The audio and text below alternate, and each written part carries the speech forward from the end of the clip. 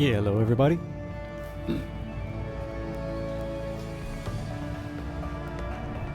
I am very sorry for the late start, as has kind of become a tradition for the Monday night streams. For those of you unaware, I've more or less jumped head on into my research assignment for the oncoming school year, or at least the first half of the school year. I'll be TAing the other half.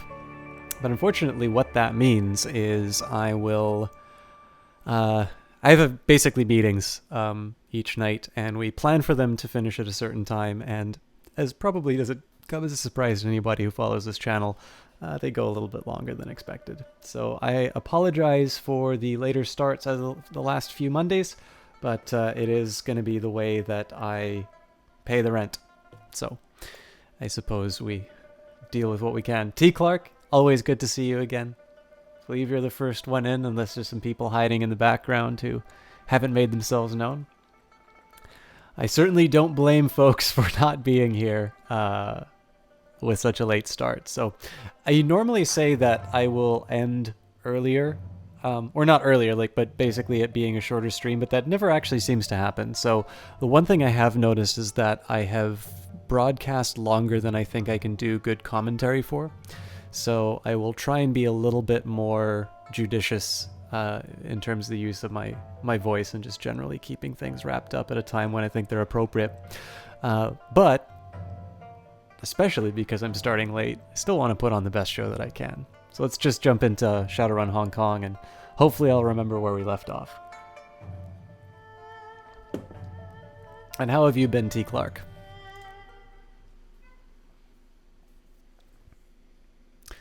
Heoi, the MTR rockets noiselessly towards Heoi along the edge of Kowloon Bay. The black water glitters in the night with the light of 1,000 reflected storefronts. The Wampoan elders may have lied to you, but business is business, and ghouls are dangerous creatures, even at the best of times. Did the ghoul deserve death, though? The uncertainty of that choice is as clouded as the sky above you. Now, I know we read that before. I am hoping that I don't need to do all the conversations again. I don't believe I should, because I saved... Yeah, I saved in here, so I don't recall if I did the dialogue with Ten-Armed Ambrose, so let's go through that. Ambrose is snoozing in his wheelchair, apparently saving up energy to watch the Sahara Combat League race. Huh? What's up? You're from the UCAS Midwest. How did you land in Hong Kong? Ambrose bites one of his nails and regards you with a hint of suspicion. Well, it's a long story. Kind of personal. It involves some jobs. A girl. A real good reason to leave Chicago. A whole shit ton of guns and money. Guns and money were involved. Sounds like a good story. Sounds like a good story. Shadowrunning? Yeah, stuff like that. Ambrose smiles. He seems to warm up a little. I was a hardcore vehicle rigger back then, before Johnny Law cracked down on the road rigs. Man, those were the cowboy days. Freaky as hell, but great to remember. Ambrose gets a wistful look on his face. We'd rebuild trucks in shop shops, reinforce frames, bolt armor on, mod the suspension with robotics, drive them right through the front windows of buildings, and then bash aside Lone Star cruisers on the way out. Good times. You do that in Hong Kong, and you get auto barricades and a missile. Sorry, you do that in Hong Kong, you get auto barricades and a missile enema. Crying shame. Anyway, I needed to get out of Chi-Town. Spread my wings. Nearby spider drone fidgets. You know how it goes. Chicago. Are you following news of the quarantine? Ambrose's face darkens. Yeah, I am. It's a terrible thing that happened there. My old hood inside the containment zone. A lot of good peeps locked behind that wall. Supposedly it's insect spirits, but it's being covered up. I know. I saw the leaked material too. Some of the footage is pretty convincing. Ambrose shakes his head sadly. Megavitus plague. Bug spirits. I'm not sure which is more scary. Hell, maybe it's the Walking Dead. Think about it. We've got at least 4 HMHVV variants. I think it's only a matter of time until we get zombies. Ambrose gets a nervous shiver. Nearby robotic arms tremble briefly. I take zombies over these bug spirit things, I'll tell you what. Hong Kong seems like a long way just to get a break from Chicago. Ambrose smiles, but there's a steely look in his eyes. sometimes a guy just needs a scene of change. A girl was involved. You're getting there, huh? Yeah, there was. He shrugs awkwardly, as if to make light of it. His voice has a hint of strain in it. That's a story for another day. Hey, it's grand digging up the wreckage of the past 71, but time's wasting. I left Chicago, I landed in the Kong, and after a while of running the Kong Shadows, I landed here, in Chrome Alley. That's really the gist of it. Now we'd better get back to earning a living. Show me your services. I'll take that V8 engine and a box of chocolates. Ambrose bursts into laughter. I like you. You've got a good taste. But that engine is family. Seriously, what do you want? Cyberware. So I don't think I have enough. Yeah, I spent all my money. I think it was on a gun upgrade. Oh no, it's 2,000. I was gonna buy an outfit.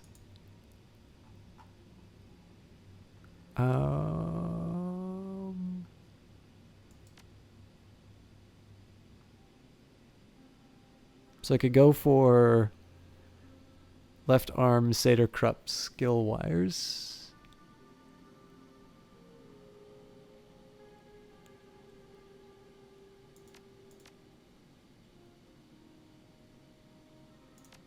For the leg, actually the legs are good as well because of the quickness and the HP. Don't really do melee yet, so there's no advantage for that. The eye upgrade is also good because of the to hit. The dermal plating is cool, but it's a fairly high essence cost as well as Nguyen, and I'm kind of focused, for this character, I'm kind of focused on taking people out before they become a problem, so. I think where I would mostly go with that, my priorities at the moment would be to handle both of the arms, ideally ones that give me quickness, aim, probably the eyes, and right and left leg. I think it's also probably a fair assumption that I'm going to have better cyberware that gets unlocked, and I suspect the essence cost is permanent, so I think I'll hold off for now. Goodbye, Ambrose. Time for me to go. Cheers, 71. Talk to you later. And sorry, guys, I don't quite recall all of the voices that I was doing. It feels like it's been... I mean, it was just a week ago, but it feels like it's been a while since I've done this game, so... if you were watching this for posterity... there's probably going to be some inconsistencies between the different voices.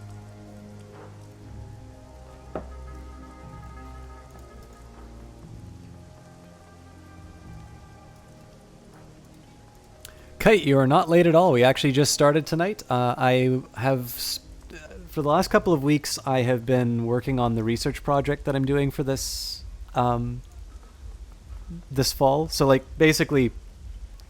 as part of the financing for the master's program, well, not everybody, but if you are within a certain segment of the applicants, you are given the... Thank you very much, Skeleton Killman. I'm going to be making excuses all the time for you, but as it happens, we actually had some internet outages. So I have not seen the old Captain Sparkles yet because immediately after the cast, I ceased to have internet, and then the rest of the time has been spent on the research project. So it's actually, I have the note sitting right beside me. I was going to do that after the cast today, but you've caught me at an embarrassing moment that I have to disappoint you yet again. I will tonight for sure, though. I felt really embarrassed when my one opportunity slipped out the window. I guess actually technically I could have listened to it during the research, but I tend to be pretty focused on that stuff. But yeah, I apologize, Skeleton Killman. It is not for lack of interest. Whenever people say points of similarity, I always really want to watch stuff like that because it hopefully makes me better. But I'm really rushed. But yeah, so Kite, or to anybody who's really interested, you get normally a TA ship. So basically you do the grading or create some... I know Last time I straight up forgot. I don't mind admitting when I make a mistake, but in this case here, you know, I just suck at planning. But yeah, so normally you get a TA ship, which involves like the usual stuff, grading, doing office hours. I wouldn't necessarily mind the office hours because my experience with undergrads and comp sci at least has been that nobody shows up until there's a test, and then there's only so much you can do before a test, so it's a fairly easy gig. But I had a prof who invited me along for a research project, which is a fairly good opportunity. But unfortunately, it's meant that the best meeting day is on Mondays. And so as a result, my Monday cast times have been getting quite a bit later. And of course, that's why I haven't been able to do any kind of, cast of opportunity. I was kind of hoping to do Shadowrun before school started, but school starts next week, so I think it's pretty unlikely that I'll be able to do that. But I can at least check out old Captain Sparkles. I hope everybody's doing well tonight and is ready for a bit more Shadowrun. All right, let's talk to Frederick. The young troll bouncer manning the door in the midst of patting is in the midst of patting down a prospective patron with enough force to dislocate a shoulder or a hip, while the other shady-looking patrons walk idly past him into the club. He weaves a shaken man inside, propelling him forward with a final pat on the back. People don't realize that you gotta check for internal weapons as well as external ones. And you know how to do that? I've got it down to a science. You just need the right technique. Matter of fact, I caught a guy last week with a phosphorus grenade in his leg component. And what did you do? Disarmed him, of course. Got it back behind the bar now. I'm gonna blow it off in the river. Impress some girls. You looking for a pat down yourself? Are you getting fresh with me? Ha! You're alright. You need anything, you let me know. Are you a member of the family that owns this place? Sure am. Frederick Kafai. Some call me Freddy. Most call me shit no, please stop! Or something along those lines. I'm also the current record holder for the Club 88 pitch and toss. Which is to say, I throw deadbeats harder and faster than anyone else around these parts. High watermark is that piece of tape over yonder. Guy was an orc too. Hefty. But he simply soared that day. Are you running any business on the side?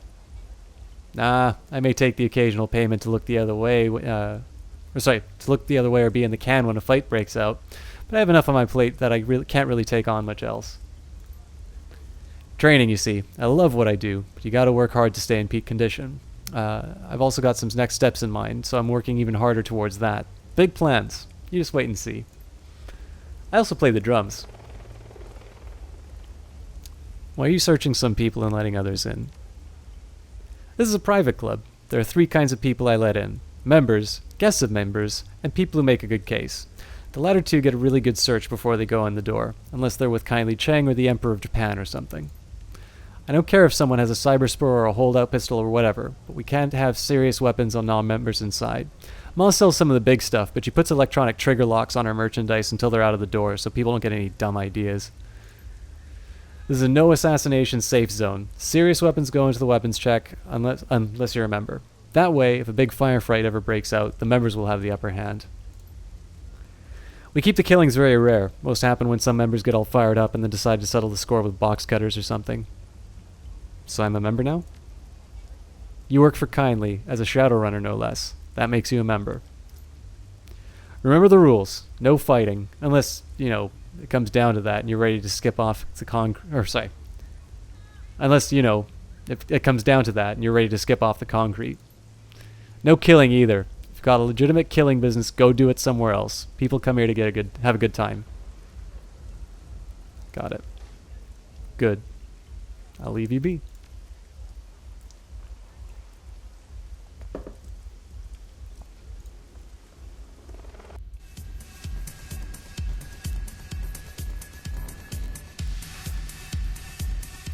A wiry elven woman leans over the bar, propped up on one elbow. She glances back at you over her shoulder as you approach, lifting a half-empty glass to her lips.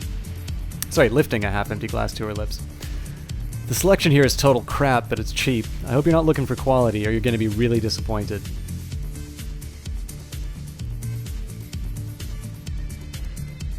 Cheap is better than good.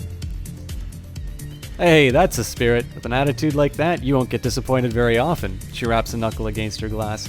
Figure as long as it gets you drunk, it's good with me. Call me X-Flow, by the way. X-Flow regards you calmly, her eyes calculating after a few seconds she nods. Maybe we can help each other. How do you mean?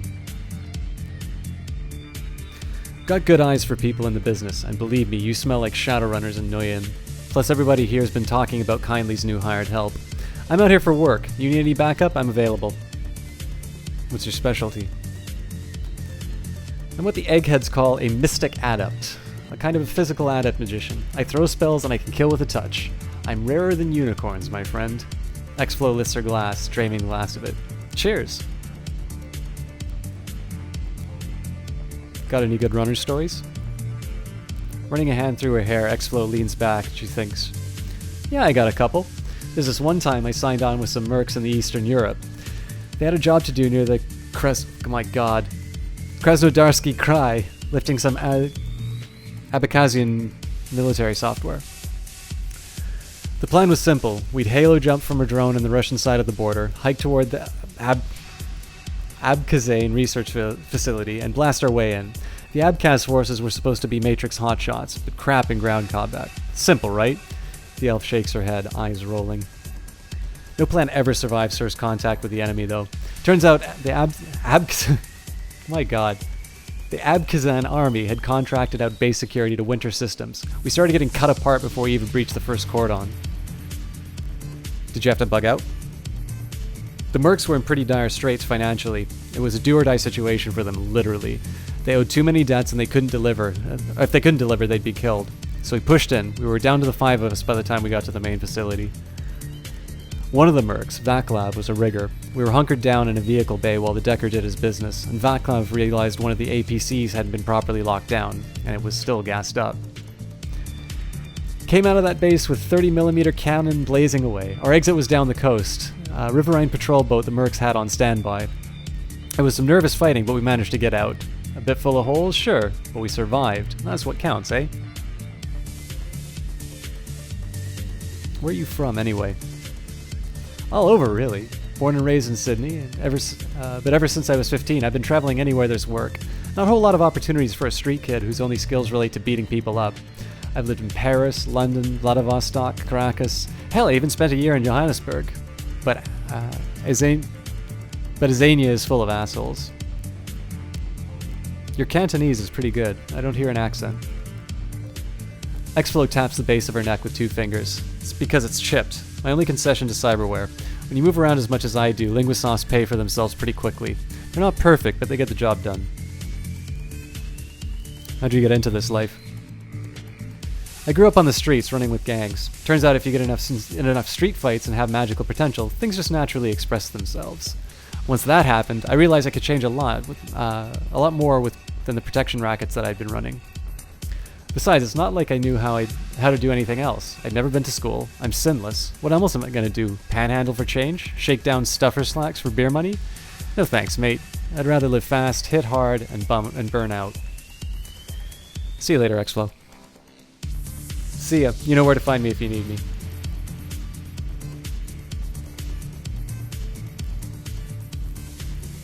The Troll Patriarch of Club 88 gently polishes a collection of old wooden belaying pins. These are but a few of the nautical touches that struggle vainly to assert their theme against the club's otherwise glassy neo-punk decor. Back again. It's not just another ship passing through the night, eh?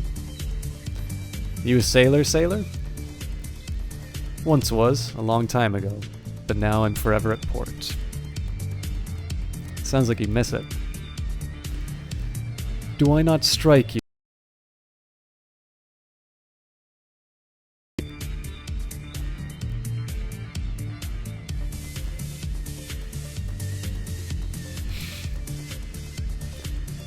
You can take the man out of the ocean, but not the ocean out of the man. Hey, Sir Wedgie, how are you doing tonight, my friend? Very happy to see you. I'm sorry for such a late start, but you haven't missed much then. We're just picking up on the dialogue that we finished last week. Ain't that the truth? So how can I help you? What was it like out on the high seas? Better when I was younger. Things were simpler then, if not terribly profitable. Got my start on fishing trawlers, just barely scraping by. Good folk, though. Over the years, I made a name for myself as one of the doughs. Got more regular work on better crews. Eventually earned a spot on a tugboat. Spent the bulk of my years crewing ocean-going tugs over for Wujing. The big ships, the tankers, the bulkers, the container ships, the seabed miners, are run by technical crews and computers now. On smaller merchant boats, there's still a little seafaring left, but not much. Akadak, thank you very much for that retweet, and great to see you again. How have you been doing? But on the tugs, the supply boats, the salvage craft, that's where there's still a place for old-time sailors. It matters if you can wrap a cable on a winch in 30-foot seas, jury-rig a diesel engine, and keep a boat on course just like with just the wheel and the binnacle after the bridge windows are blown out. It was a hard life, but good. Why the change of vocation? Why does a man give up drinking or sell his trike or throw out his porn collection? For a woman, of course. And I had me one hell of a woman. Still do. This place was her dream. A business. A home. For us, together. Hard to deny the worth in that, no matter how much I miss what I once had. No sir, no regrets. No regrets at all. I'll leave you be.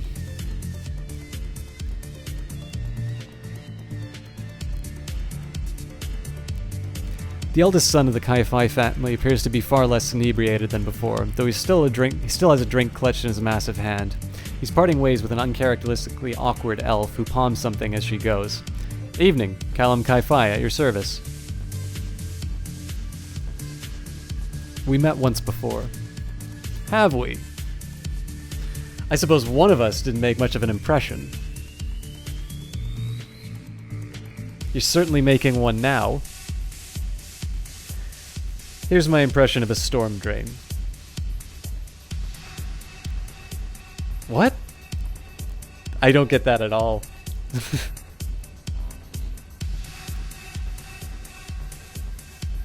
Oh, the evening finds me well. I'm a little worn out from meetings, but looking forward to getting through some more Shadowrun, and hopefully I'll get my voices back. I've forgotten them all.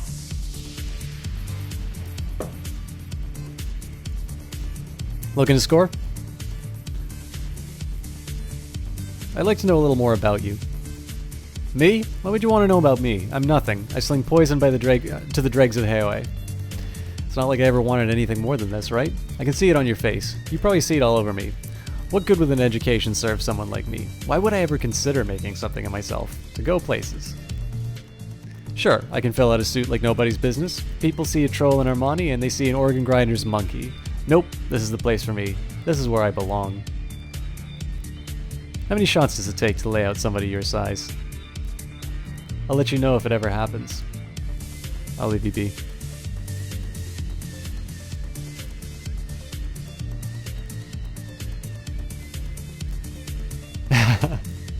Well, thank you, Tikler. Again, it's never expected, but it's always appreciated. If I'm doing it right, I will be entertaining enough for either repeat business or new follows. If I'm doing it wrong, well, presumably the retweet. Oh my god! Look at all of you retweeting me. Thanks a lot, guys. But yeah, I mean, obviously, I will rise or fall on my ability to wind through this dialogue and not suck too much at the game, but the support is always appreciated for sure.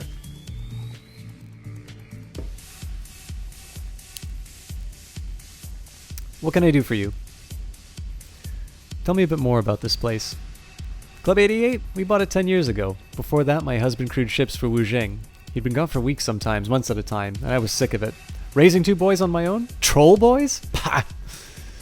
We needed something more stable, and I needed a husband at home, so we retired and we put everything we saved into this place. The 88 stands for good fortune, and the club has proven worthy of the name. If only some people appreciated that success instead of whining about things that will never be. Have you heard of a man named Raymond Black? seem to recall the blurb on the news, but I didn't pay much attention. Not a name I know, and if it was a name worth knowing, I'd know it. Let's have a look at what you're selling. You know, Skeleton, I was not much of a Twitter guy myself. There's a couple things that changed. One of them was Twitch. Both having my own Twitch channel and like interacting with people who are on Twitch. I think... oh god, I have a data jack, right?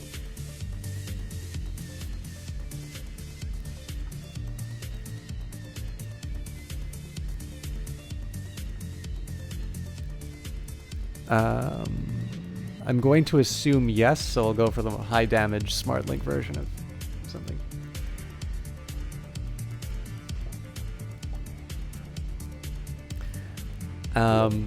What was I gonna say? Sorry guys, let me see if I can turn off. I know I've got Facebook open on one of these windows, but you already know how many tabs I keep open, so I don't think it's very likely that I'm gonna be able to silence that. I was talking politics with somebody, so...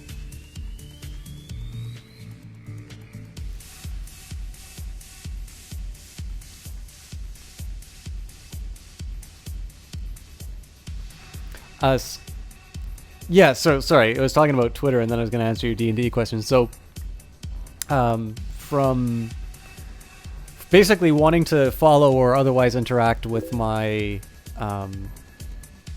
maybe not colleagues because I was a viewer at the time, but basically wanting to be a little bit more involved sort of motivated me to get a Twitter account, but I never really used it.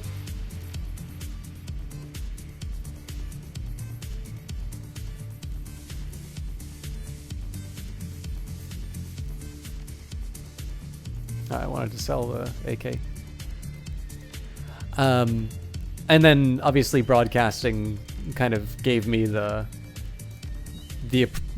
reason to use it a little bit more.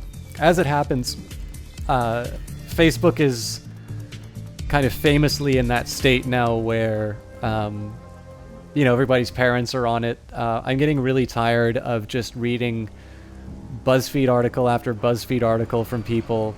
Or rather, I don't read them. I get really annoyed with the format of Facebook, and it doesn't quite do what I needed. And I am still something of a social butterfly online, so I'm looking for something. And as it happens, Twitter is filling that need a little bit better.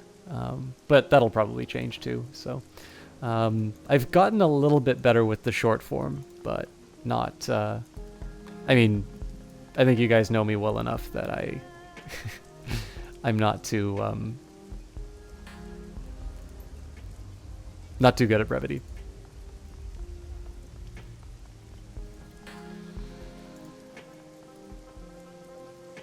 Yeah, so Skeleton, to your question about tabletop RPGs, I did a little bit of it, but I noticed it was very hard to stay in a group that would meet consistently, and the groups that I did meet consistently with all had sort of different ideas in terms of what they wanted out of the game.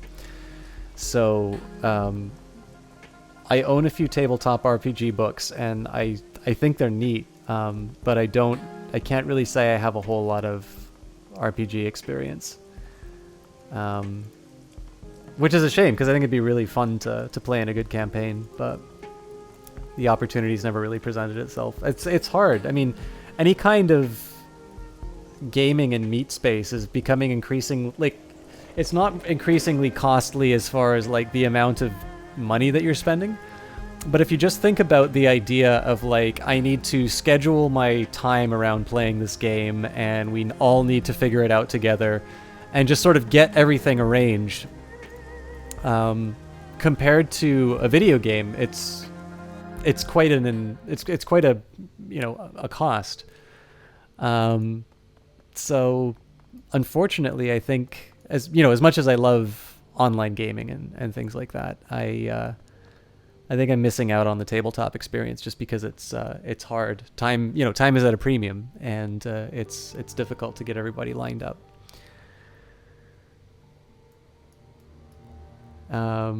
What else? Sorry guys, just catching up on chat because there's many misadventures of Wedgie of Target. Let me just take a look here. Planning on learning how to play D&D? That's cool. I don't even know what edition they're on now. Yeah, politics, Akadak. I'm terrible for that. Social on Twitch because you can hide your face. Well, hey, there's a reason there's no face cam. I think Akadak has had the misfortune of seeing me. Ak likes Twitter because it keeps bringing him up to date on gaming stuff. You never would have found Ori and the Blind Forest so quickly. Yeah, that's not a bad point. I mean, personally, Twitch is a little bit better at that for me because the streamers that I like tend to be pretty diverse.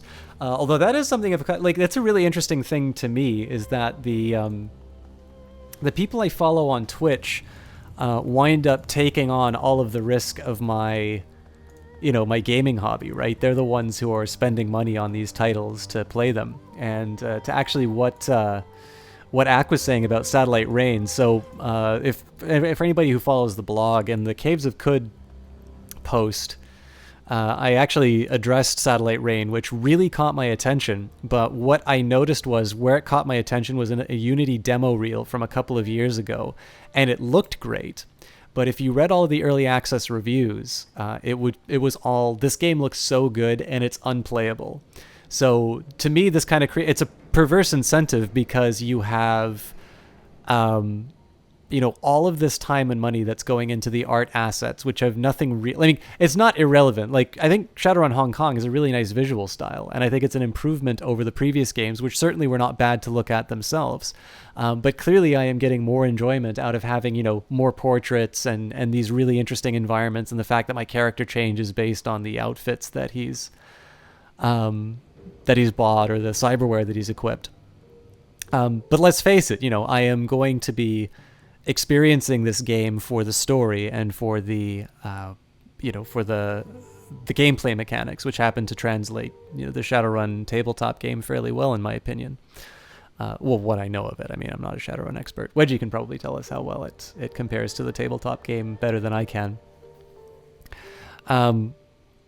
But yeah, so Satellite Rain, is a wonderful demo reel, in my opinion, at least from what I saw from that Unity trailer. But, all I did was put it on my wish list because it's like, okay, this looks genuinely interesting. Now, what really interested me about the early access period was there is a definite cutoff date for the negative reviews. Past that date, you start seeing mostly positive ones. And a lot of the, post-early access reviews seem to be largely positive. So it does actually seem like the game finally delivered on its gameplay promises. But of course, I'm inherently cautious, and I wouldn't have considered buying the game up until the game got a full release so I could see what it looks like. And now I've just been going out on Twitch and trying to find people who are streaming it. But I actually notice a lot of the people who stream the game don't talk. So I still don't have a very good idea about whether or not the game is worth playing, though much like Akadak, like I'm looking for cyberpunk stuff. And certainly Syndicate was a really fun game to play, so I have every hope. I have every hope that Satellite Rain will be good, and I'm really looking for a game like it to enjoy. But because of the way that it was set up with its early access, I made the decision to hold off until I saw the completed product. All right. This job brings up the biggest point of learning playing D&D group composition. Your DM is major, but the rest of the group needs to be very cohesive. Oh yeah, absolutely. Like I had a group where the DM perceived so like I mean it probably goes without saying I like to do in-character stuff. Like if I'm going to have a persona, I'd like to throw myself into it. So if I had an argument with somebody, like I would argue it, right? Like I would do his character, and like I do the stuff that I do whenever I'm like being sarcastic too. Normally I'll lace it with its own internal contradictions, which I'm perfectly aware of. But if I'm playing, let's say, a rogue who doesn't have a very high intelligence, he's not going to give this very finely crafted piece of logic. He's going to use ad hominem and stuff like that. And I can remember at one point the DM took me aside and he's like, I don't really care if you don't like so-and-so, like you need to stop, digging into him every session. And I talked to the player after the fact. I'm like, hey, did you, don't take it the wrong way. Did you talk to him about me? Like, am I coming off as disliking you? Cause like I would talk to him after every session. Like I was under the impression we got along very well. And I mean, as far as he told me, he said, no, you're playing your character. It's a lot of fun. But the DM didn't see it that way. Like, the DM just saw me as being this unrelenting asshole who was, just making the game miserable for this other guy. So, I mean, again, it could be that it's somebody who, I mean, the guy was in the military, so I suspect he's probably not somebody who will back down from confrontation. But I am by no means an imposing figure by any stretch of the imagination. So certainly I don't think he fears my, the consequences of holding his own in an argument. But yeah, I mean, with that in mind, I had to roll back some of the things that give me enjoyment, which is, to take on a persona and to play it, to the hilt. And then there's the other stuff. Like I remember trying a game with somebody, like a DM and his girlfriend, and she had very firm ideas about how important she was to the world, which definitely translated to a character. And so inevitably, like, the entire story got put on hold because for whatever reason she decided that the party members needed to be imprisoned by her or something like that. And I'm like, this is ridiculous. The DM is not going to say, you're ruining it for everybody else, stop, because they're an item. And, I'm not particularly enjoying sitting through the power fantasy of one player who wants to say, it's like, oh yeah, I can just get away with this in front of all of you. Like, there's some give and take. You don't have to win every game that you play. You could do a competitive style of RPG where everybody's sort of working towards their own ends. I'm okay with that. But it was very obvious what was going on at that table was not about gaming. It was about somebody's insecurities in real life. So, it's usually the people who are worth gaming with are the kinds of people who are fun to be around in other ways, and so they have very busy schedules.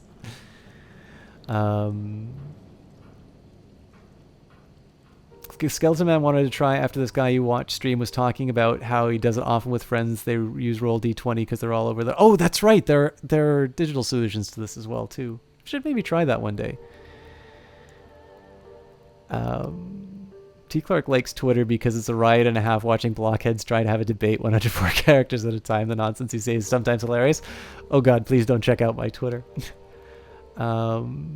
People watching this fitness, yeah, gladly take the bullet on Satellite Rain and try to stream it in shorter. Oh, excellent, Akak. Try it before the sale is done. I want to get that 20% if I'm going to play it myself. I might do, yeah.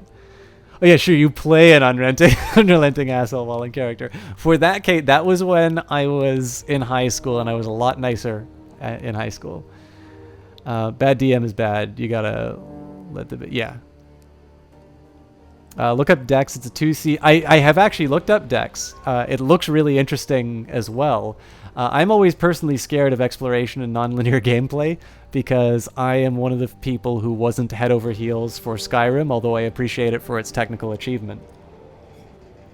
But yeah, I'm intrigued, but not enough to put down the money. In the end, like I'd love to buy all the games in the world, but you guys, I'm sorry, I should be careful about this. You guys are exceptionally generous with your donations, and so I do actually have a budget for games now. But my hope has been, because I also have so many games that I think you guys will enjoy that I haven't played yet, that money is being set aside for aspirations for a gaming PC. And if the time comes, well, with the exception for the ones that when people request. So CPO Williams is definitely, his money's gone towards Horse Lords. But as a whole, I try to reserve the option as long as I can. Not creative enough to play D&D or out on your Roll D20 experiment? Oh, come on. I mean, I don't know when I'd find the time for it personally, but I'm intrigued by the idea for sure.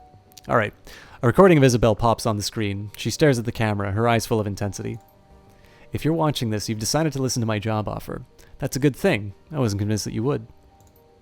Our target is a local Decker, a former Wampoan. In the Matrix, his handle is Rhombus. He has the software that we need. Unfortunately, he's unassailable from the Matrix, and nobody knows where he lives in meat space. But I know where he's going to be. There's an event coming up that Rhombus can't afford to miss. He might already be on his way there. As you're reading this message, Deckers from all over Asia, white hat and black hat alike, are converging in the Harbor Spires Hotel. This year's Harbor Spires is hosting DECCON, Hong Kong's largest annual decking convention. Rhombus is going to be there, and that gives us an opportunity. We're going to hit the convention, find him in meat space, and then get the software away from him, and we're going to do it quietly. Enclosed, you'll find a copy of the plan that I've worked out for the run, presented in bullet point format. Everything should be fairly straightforward. Isabel's image winks off the screen, replaced by a blinking cursor. As you watch, the screen begins to fill with lines of simple instructions. I will provide you and one other runner of your choice visitor passes for the convention.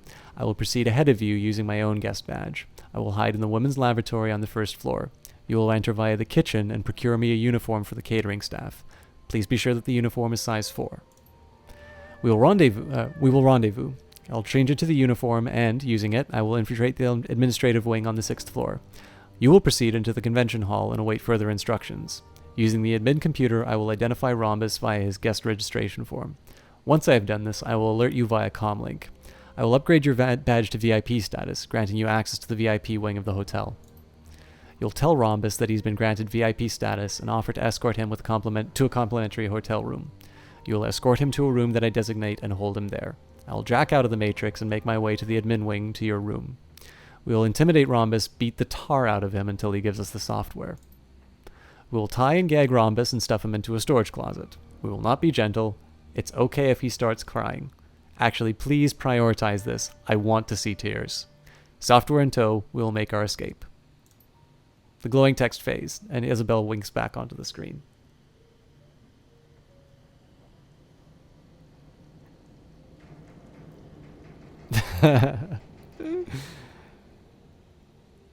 Well, Skeleton Man, it is definitely something that is highly unexpected, but always very welcome from people. I think the greater gift that people give me is being here and giving me something to react to in chat, because I remember not that long ago when it was an empty chat room, and I think I get a little bit more out of the back and forth with chat, especially because that gives me a little bit of way to tailor what we talk about.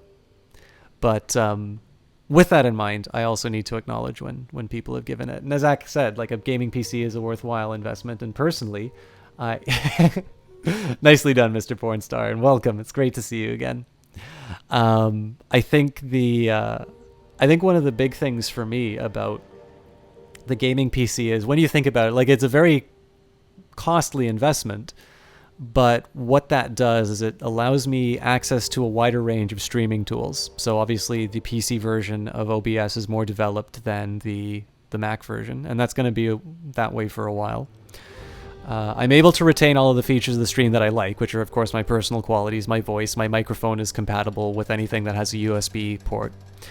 And then on top of that, branches of my library that presently haven't been accessible suddenly become accessible. So if I want to stream Dark Souls, I can stream Dark Souls and talk about why I think it's a really good game and some of the design features that I like about it, some of the things I don't like about it. I would be able to do Victoria 2, which presently is on Mac, but I would need to buy a second copy of it because they have not made it available to Mac users on Steam. And so in that case, switching to a gaming PC gives me better hardware, gives me a better quality of stream, still contingent on bandwidth. And it opens up my library to more alternatives. So, when something like Grand Theft Auto or The Witcher 3 comes out, if I'm interested in doing a big AAA game and giving some impressions on that a little bit closer to the release date, that is something that becomes feasible, where right now my selection is limited by my hardware. So. You've got a question for me, Mr. Pornstar. Feel free to ask away about your question. See, it's a simple plan. Just like I said, we should be able to get in and out without firing a shot. So, will you do it? Will you help me get the software I need? Take the run. Oh god. Now I've got everybody excited for Dark Souls. That's at least a year away, guys. Unless I find some very huge efficiency on my current gaming PC, I have a feeling I'm not going to be able to sustain a broadcast and run Dark Souls. That's on my PC, not my laptop. But it's in the hole. Or I say it's in the not the hole. It's in the plans for sure. I mean, by then, probably Dark Souls 3 will be out, so we maybe can do the trilogy. When System Shock has the hardware, I want to see a marathon Dark Souls and Dark Souls 2 back to back. Okay. Let's break the fourth wall for a second.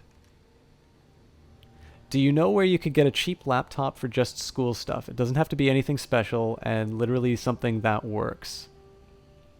So my first question to you, Mr. Pornstar, you're not asking me like as a local of Vancouver, right? You're asking me in general. Wait a minute. Am I not able to tab out of my... Huh. Okay, can I bring up my Steam library? Nope. Oh god, I just got rid of a bunch of dialogue.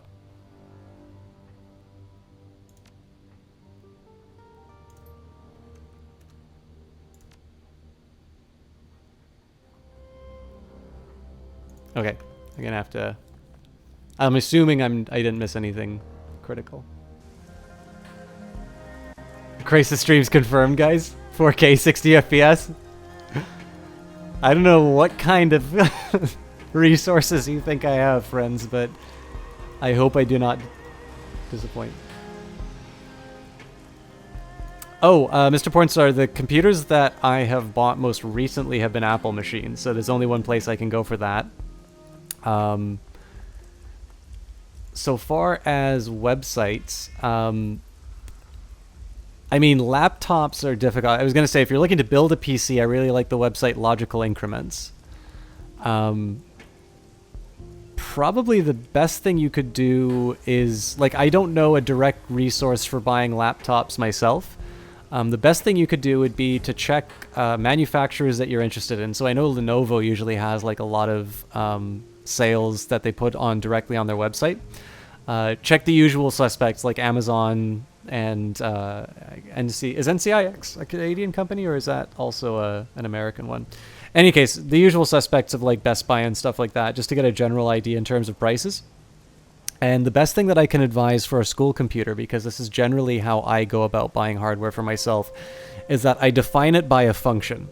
So for instance, if I wanted a computer, let's say, you know, it's a billion years ago and we're only editing standard definition video. You're not doing high definition unless you're working on like the first Star Wars movie. You can set yourself some hardware specifications to say, I want to edit standard definition video. Now, as long as you define what you want that machine to do, you're going to be really happy with it. It's going to get old and it's not going to be as good as the other stuff, but you are going to have given it a task which it does very well. Now, at some point, high definition is going to become the standard. Clearly, everybody wants to watch stuff in 720, 1080p or higher, or 4K 60 frames per second.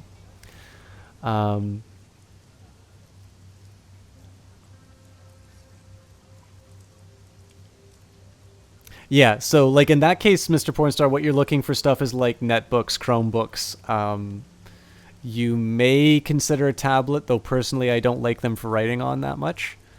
The other thing you might want to try is like local classifieds. Just obviously make sure that you can try out the machine ahead of time. Also, another thing that's worth mentioning is if you're going to school, your school usually will have some kind of a promotion with a dealer. Now, whether or not you can get the best deal with that, that's another question. Generally, they'll probably want to sell you a relatively fancy computer. But the only other thing I would say, like, for the last couple of Apple products I got, I actually bought them refurbished, which was okay for getting a little bit of a discount. So you might want to check to see if any of your manufacturers are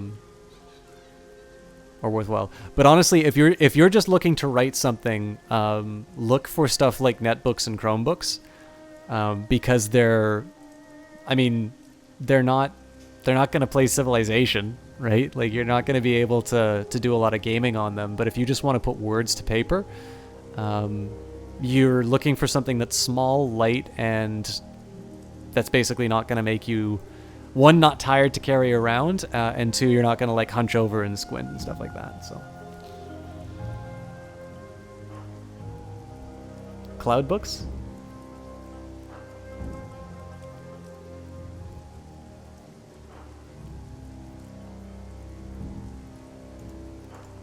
Yeah, thanks guys for sharing that. Mr. Pornstar, I will let you know that I'm actually not as knowledgeable about buying laptops that um, aren't for what I was looking to do, which did include streaming. But I think chat is going to be furnishing you with some good options.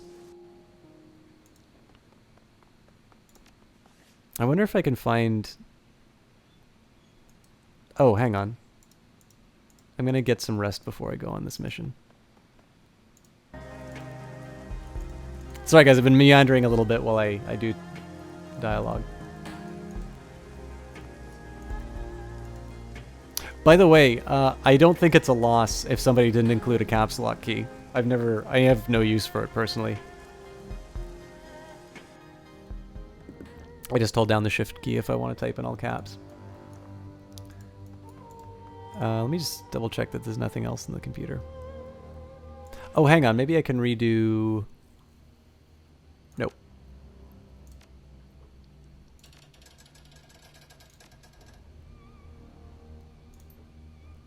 Oh, good. Okay, I can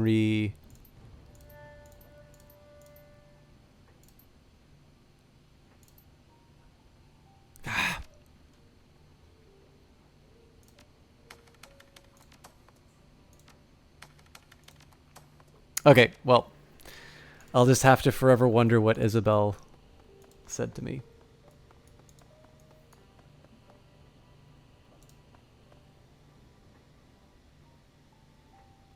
You need an Elgato capture card? Is that because you want to stream some console games?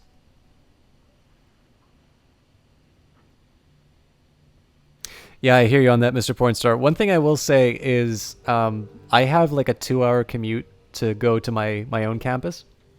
But one virtue of sometimes needing to use the campus machines are that it's a little harder to get distracted if you have to like go out of your way. It's kind of like going to work, right? So if I want to do some research or if I'm going to do some homework or something like that, and I'm at home, especially because a lot of my seating in that is usually like where I'm sitting right now is kind of my streaming place. It's actually in my kitchen, but it's like it's dedicated to streaming stuff. I wouldn't eat here. I wouldn't do anything else. The other seat is like, well, actually right now it's just got a pile of books on it, but like I usually don't use that a lot. And then like there's my bed where, you know, sometimes I'll just take the laptop and play Dota or something like that. Generally, I use this spot. So all of these places are kind of gaming places. They're also entertainment places for that. But, you know, if I go out and I had a Starbucks job once upon a time and I go out to Starbucks, get dressed for the occasion, put on an apron, and I'm at work. So one thing I can say for your work ethic is if you have to wait a while before you get your laptop, it's not that bad to actually make a specific trip out to the computer labs because that's like going to work. And one experiment I might actually try, it's hard because I only have like the apartment doesn't really have any rooms. But this whole idea of like going out, I might even just try like one day walking out of the apartment, going around the block, walking back in. It's like, okay, I'm going to work now. Because I find it's very easy for me to, you know, open up Crusader Kings and get a couple rounds in or something like that. Save your money and get a not Elgato. Right, gotta head off. Always a pleasure. Have a fantastic... Thank you very much, Akadak. I know we didn't do much story for you, but... have a great sleep, and we will see you next time. Streaming in the kitchen so close to noms? Yeah, if I had noms. I got water. I think I have a couple of chips which claim to be smoked meat flavored, but they just taste like salt. The guy you mod for had keyword in Elgato and he hated it. It was constant hate for him. Yeah, I don't know anything about capture cards. You wake with a start, your limbs bound in a sweaty tangle of linen bed sheets. An incredible sorrow swells your chest. You feel empty, half-starved and alone. Fragmentary memories of only half-remembered dreams fill through your mind. They're already fading away to nothing. Chase the memories. You close your eyes and concentrate, willing yourself to keep the dream from slipping away. Gradually, the memory comes back to you. The walled city. You are back in the walled city. You don't remember how you got there, but it could have been it couldn't have been any place else. Even the Barrens wasn't so squalid. You remember craning your neck to look above you. The buildings that made up the part of this walled city were a new construction, even cheaper than the old. Now the foundations had rotted out from under them, and the buildings leaned into one another like a gang of drunken men. The rain of plaster and asbestos sprinkled down, dusting your shoulders. Sorry, asbestos. You begin to creep forward, picking your way through the piles of refuse and debris, past the pimps and dumpster fires, the broken glass and the dirty needles. The air reeked of rot and sewage and industrial waste, a disgusting melange that caught in your sinuses and crawled down your throat. You gagged on the stink, but it didn't slow you down. In the back of your mind, you knew you had no reason to be doing this. There was nothing for you in the walled city. You shouldn't have been there. But the rest of you was hungry, unbearably and indescribably hungry. And part of you knew that if you kept moving, you'd finally get to eat. As you forced your way deeper into the walled city, locals stood at the windows and stared. Inexplicably, some of them dropped to their knees. You kept moving. You could see something in the distance, a silhouette, something enormous, at least twice the size of a troll, but delicate. It was beautiful. The huge figure beckoned to you, gesturing with a slender limb. An explosion of warmth filled your chest, and you knew that if only you could reach it, your problems would be over. She would make all of your sorrows disappear. You moved forward at a crawl, but the figure felt impossibly far away. You reached out, calling to her, and then you woke up. The empty feeling in your stomach slowly fades, taking the strength and vibrance of the memories along with it. Platinum Hamster, thank you very much for that, host.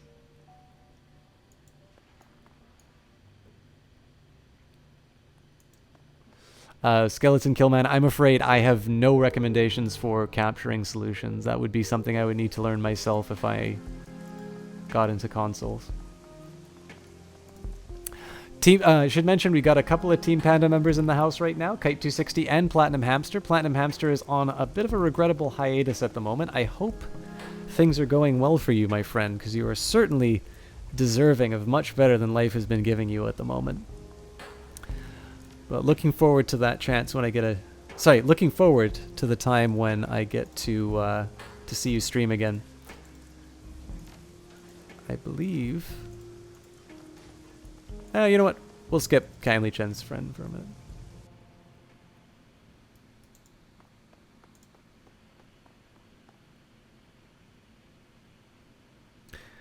The MTR doors open as you approach. Transit to Kaitak to board the chartered bus to DECCON. Alright. So, it said that she was going to be already in the crew. So... I'll go, actually, so I can actually pretend that this stream is about Cyberpunk. Thank you very much for linking that, Sir Wedgie. I really should get on doing that stuff for myself, but... So I've got my ranged combat specialist as my main character.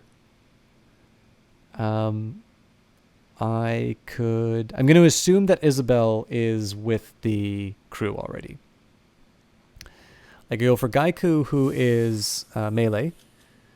We could take Raktor, who is a rigger. I've never played a rigger in any of the Shadowrun games, incidentally, so this would be a first, and actually possibly be a good choice. Duncan is kind of equivalent to me. He's another rifleman. Or Gobbet, who isn't necessarily very combat-oriented, but would be able to give some bonus. I think I'll go for Gobbet because both healing and the support. Oh, apparently we can add a third. Well, Isabel's the obvious choice in that case. Oh yeah, and it says Isabel must be present. So Gobbet and Isabel sounds good. One, because they are two fine ladies, but also because Gobbet has the right amount of support items, and Isabel's actually fairly good at range combat. So no melee, but that's as well as we can. Oh, I'm sorry to hear that you're not feeling that well, Platinum Hamster. I hope you're feeling better soon. So it looks like there's a consensus forming around Avermedia. Oh. A chartered bus carries you from Kai Tak to a mid-range hotel in San Juan. All around you, the happy chatter of fellow passengers fills your ears. You can hear tech speak in a variety of languages and dialects, all about new lines of drones and decks, arguments over innovations in data jack technology, and baseless speculation about the next season of Urban Brawl. Your guest badge, a glossy slip of laminated paper emblazoned with a flashy logo, hangs on a lanyard around your neck. Your ticket to the convention hall, and the only disguise that you should need. The bus drops you in front of the Harbor Spires Hotel, and you promptly circle around the back to the service entrance. Isabel should be waiting for you inside.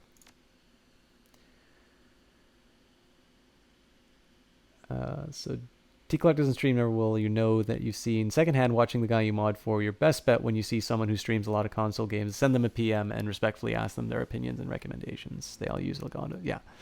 So this is one thing that I will say as a general statement for tech advice, which is there can be very good arguments that people make for certain pieces of hardware, certain ways of doing things. But there is also something to be said for your support group. So for instance, if you are utterly clueless about computers, Linux may be a very, very good solution for computing. And I would say that, the variations of, StarNix systems, if you want to get technical, except that's not a technical term, they are standards for a reason. There's a reason why the supercomputers run them. There's a reason why Mac OS has a Unix underpinning. And there's a reason why Linux is powering Android phones. But it's not easy to learn, right? If you want to learn the command line, it's kind of you're on your own. There's guides out there, but in the end, everybody kind of learns their flavor of Linux, Unix, whatever, over time. It's a rite of passage. Now, if it's your first computer and you just want to do word processing, there may be a best solution, but if Windows is easier to use offhand, I don't particularly like Windows, but it will allow me to game. I don't also use the console nearly as much as people, seem to think I should. Likewise, if you're trying to decide between Mac and PC, and all of your friends, the ones who know about computers, are using Macs, unless you have something specific that you want to do like gaming, it would make sense to have a Mac because it's a little bit more likely that they're going to be able to help you directly with your problem.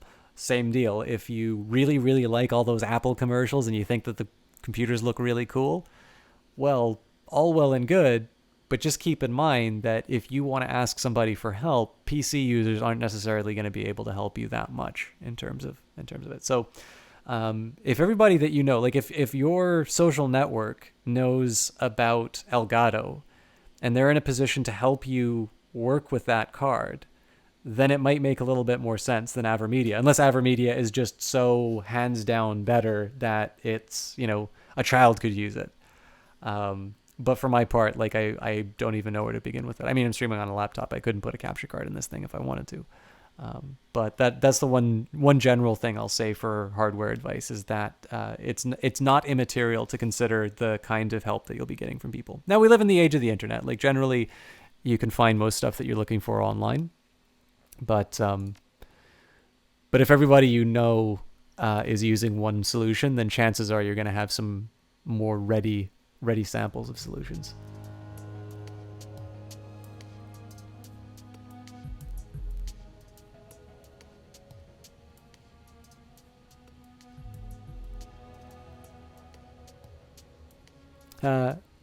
Sorry, I'm just taking a look here. We've got Seriously Clara. Oh yes, Real Skeleton Man. Seriously Clara is the partnered streamer who hosts Team Panda, which is one of the teams I'm affiliated with. The other one is Team Vancouver. That one's hosted by a Star Citizen streamer called WTFosaurus. Yeah, Seriously Clara she's actually a hobbyist, but a partnered hobbyist, who is a really talented streamer, does a variety cast, and I definitely recommend. I mean, I think the Team Panda team is pretty good in general, but she is somebody who, alongside Jessie Quill, another Team Panda member, really helped me find my feet streaming and kind of got me into the thing. I did kind of start on my own, but they definitely sort of shepherded me towards being something that people would want to watch. And she also was kind enough. I actually got to meet her and Akadak in the real world at EXP, and she sort of gave me a hint that the mods for her, of which one of them is currently sitting in the chat, liked my cast and that I was on the way to joining her team. So Clara makes you think of Doctor Who. Yeah, Apple is expensive. Like, don't get me wrong, it's not a cheap option. Like, I'm not advocating for Mac products. You guys have seen that I am an Apple user, but if they want me to advertise for them, you know, they can pay me.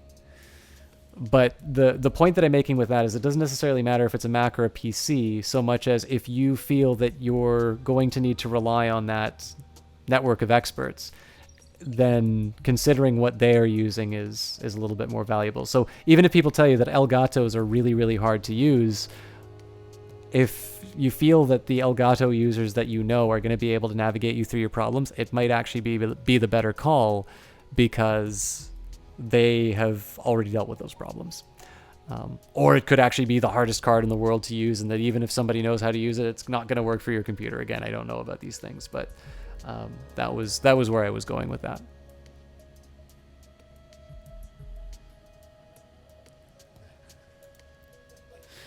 All right, I'm not sure if I want to use the Karma or not, but it doesn't hurt to window shop. Could improve my dodge, but why would I? Could do Deadeye. Yeah, let's do Deadeye. Can I do any body? For extra cyberware affinity, but that would be... Well, Twin Slash isn't bad.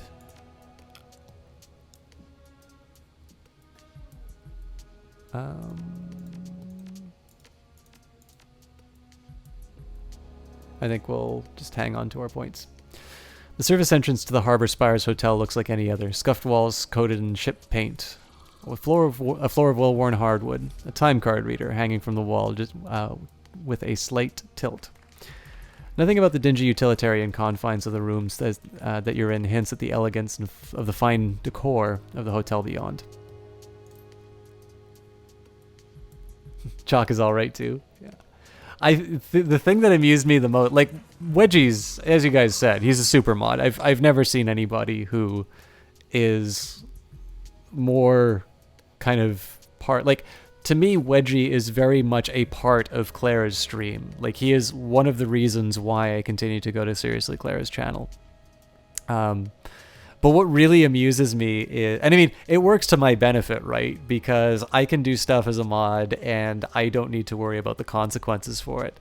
But I can remember, like, it was one of the rare times when I was actually able to catch a bit of sass before Wedgie hit it. So I timed the person out. And somebody was commenting on how fast the reaction was and stuff like that, and everybody's, talking about Wedgie. I'm like, you know what? I'm happy that whatever hate mail is coming is going to be going to Wedgie's inbox rather than mine. I'm certainly the bigger bastard when it comes to timing people out. Like, we need to, in Clara's channel, we need to give reasons for timing people out, which I think is fair. But I will occasionally lapse in my duties for the people who are doing, like, such obviously bad stuff. Like, so when somebody has just been told off for backseating and somebody backseats again, I usually don't say purge for backseating. I'll usually just say something mean to them. But that's why Wedgie's a better mod than me. Smells like clams in here. She wrinkles her nose, sniffing. Clams and something else. Tequila, maybe? Some kind of sour liquor. It's hard to tell. Your earpiece crackles to life. Isabel, calling from the women's lavatory. 71.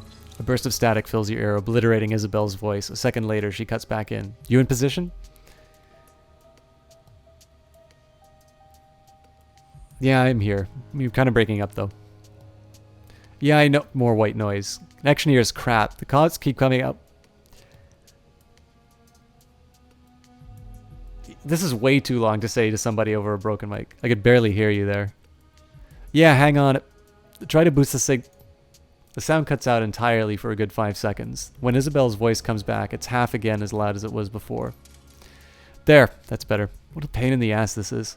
There's way too much interference coming from the show floor. We aren't going to be able to rely on our comm links for this. I'll find us a workaround. I hope you do it fast. This entire plan hinges on our being able to communicate.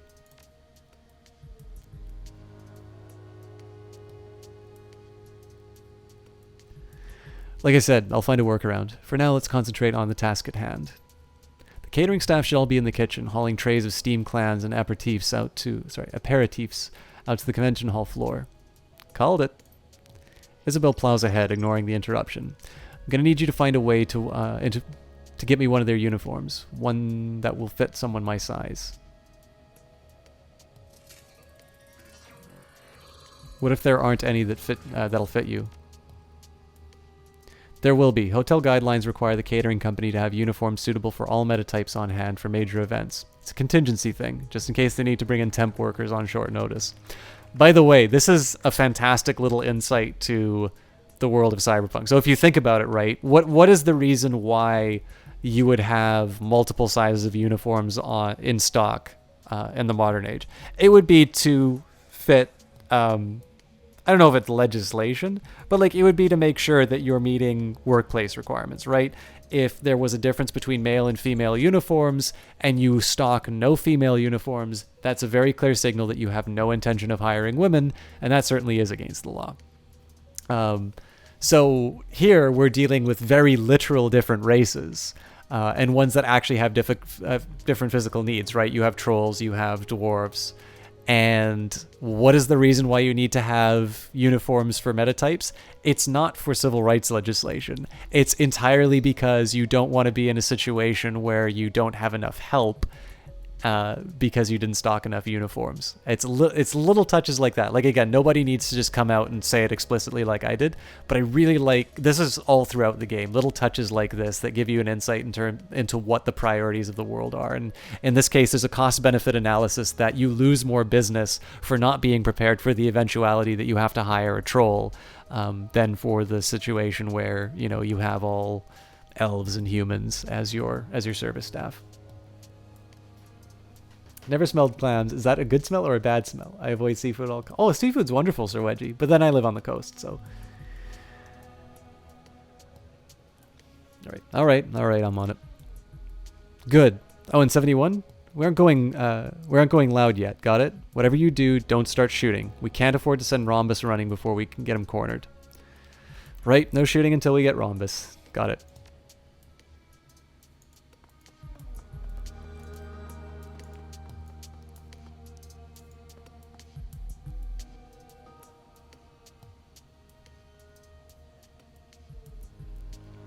This panel controls simple building maintenance and safety features, while the panel's admin-level user interface has been locked away behind a biometric fingerprint reader.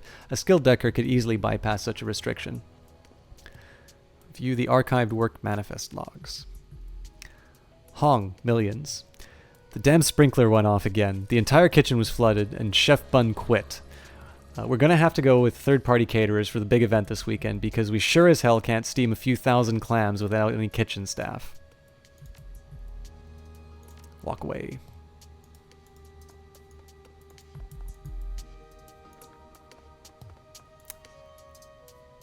This wall vent looks large enough to accommodate a standard security drone.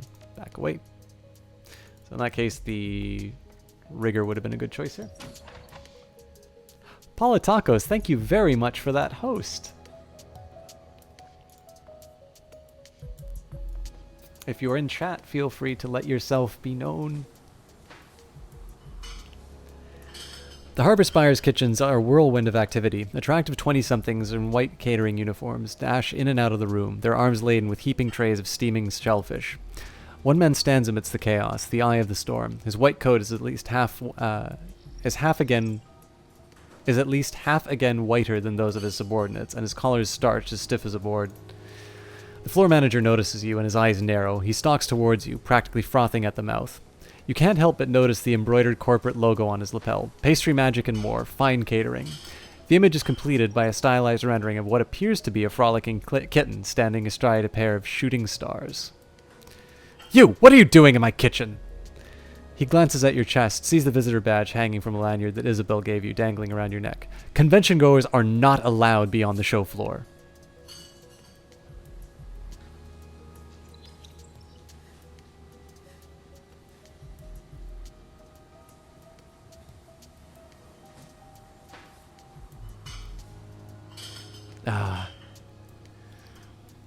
This bottom one is like my real only chance to get a uniform, but he's not gonna sell it to me. Not a problem, skeleton. Yeah. There's no attendance taken on this stream, thank goodness. Otherwise, I'd probably be getting the failing grade.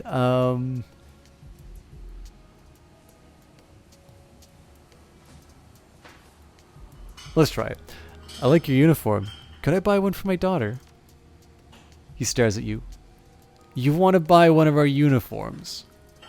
Yeah, an extra small one if you've got it. I think that she'd love that kitten logo. His mouth tightens. It isn't a kitten. It's supposed to be a celestial tiger. Oh, God. So Gobbet said something. He hangs his head low, color creeping into his cheeks. Yeah, I know. I keep telling our graphic designer, but he never listens. You want a uniform? 500 nuyen. Pay up or get out. Done deal. He jerks his head towards the door at the corner of the room. It's in the ready room over there. The kitchen manager clicks a button on his wrist and the door slides open. He smiles proudly. Remote system to help servers with full hands. That's a pretty sweet piece of gear there. It is, actually. The hotel doesn't just hand these things out, you know. Most of the other catering companies would never get their hands on one. Now grab your uniform and get out of my hair, alright? We're busy here.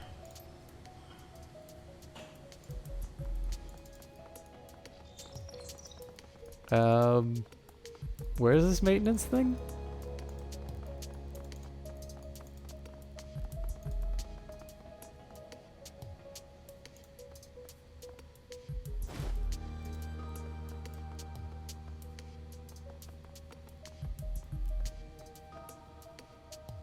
Send drone into the vent, and somehow I am now walking through this vent.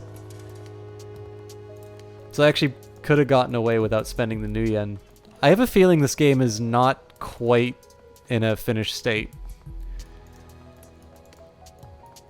Because we've had our ghoul friend come back from the dead, and then I'm able to walk through drone vents.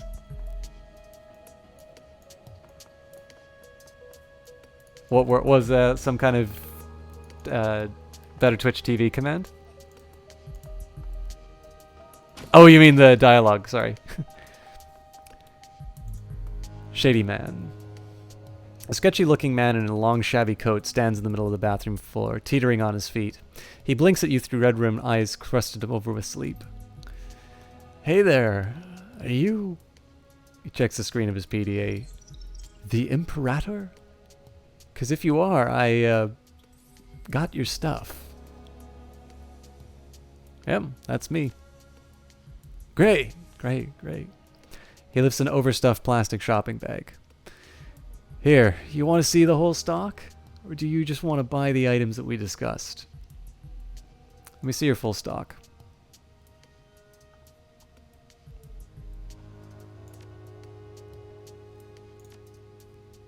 Yeah, we'll get out of here.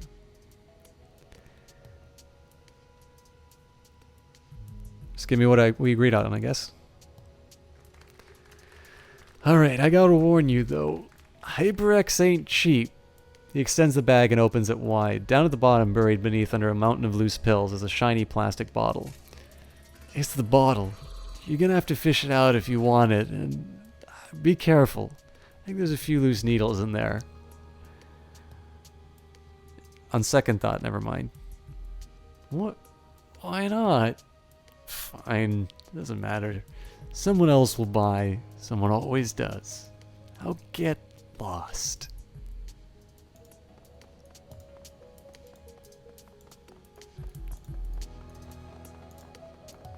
Nice little light effects. Tell me, PAX goers, is this what PAX was like?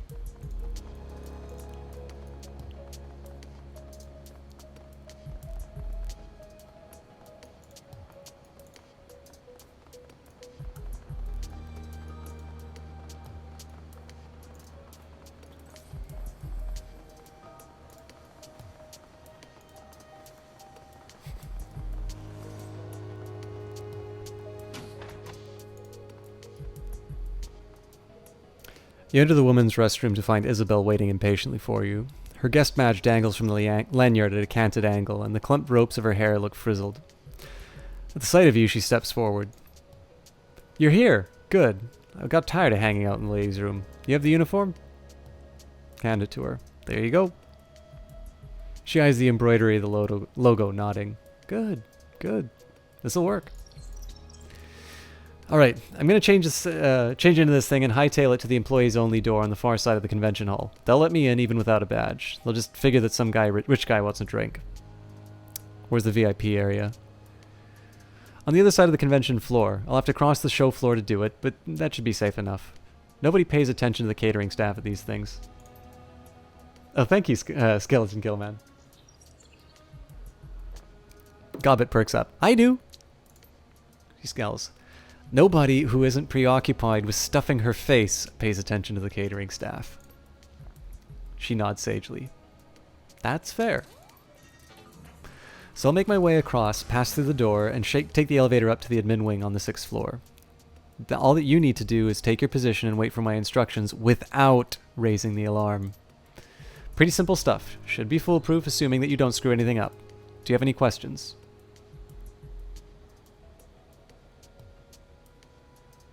What should I do between when you leave and when you get into position? Walk the show floor, mingle, try to look like you just belong here. Just try not to say or do anything that'll make you stand out in a bad way. You're supposed to be a hot new Deckard in town. Try to act the part. Have you figured out what you're going to do about that spotty comlink connection? Yes, there's a demo kiosk over at the VIP entrance. It's running some new Matrix avatar editing suite or something like that. Software is called Perfect Persona. When I get into that admin area, I'm going to patch myself into the Perfect Persona console, and we're going to communicate through that. It isn't a perfect solution, but it beats having to deal with a drop connection. Just be sure to grab the kiosk when you're in position. Don't let anybody else get to it. What am I supposed to do on the show floor again? Wait by the VIP area door. When I identify Rhombus, you'll apprehend him and tell him that he's a lucky winner of a complimentary VIP pass upgrade. You'll escort him to the VIP doors to a room that will be empty and waiting. Then we'll get all the software. Then we'll all get the software from him together, beat him up, and stash him in a closet. No more questions. Let's hit it.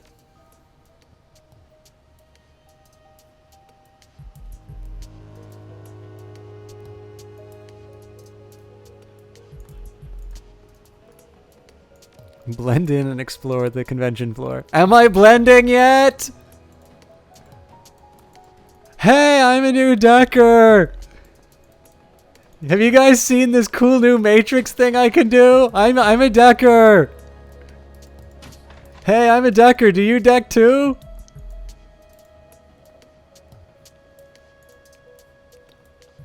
As you approach the corner of the convention floor, you find it a brightly lit entrance. There are signs on the walls pointing towards it. SimSense Parlor, decking area. As you draw closer, a convention staffer in a bland uniform steps towards you.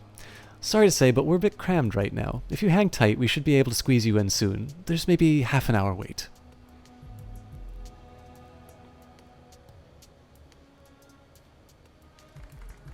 Please, places like this never run on full capacity. You're keeping a few VIP slots in the back, right?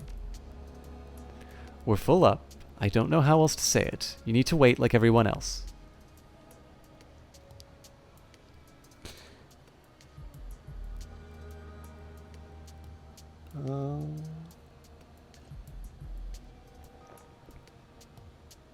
The show organizers are going to be livid when they hear that you made me wait. He rolls his eye. Yeah, sure. I'm sure they will. Alright, tell me who you are and I'll see if your name's on the list. A deniable asset. One that's on your boss's payroll and who doesn't have time for your shit. His eyes widen in surprise. I am so sorry. I didn't realize who I was dealing with. Here, go on through. I think we may just take a lap around the corn floor. Take as much time as you need.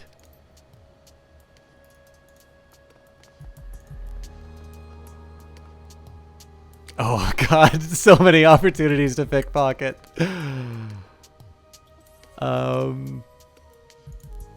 I don't want to blow the mission just so I can pickpocket. And I can no longer move?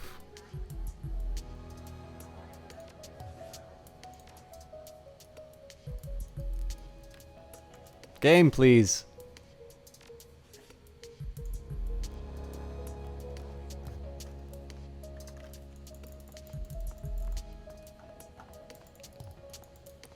Ah, there we go.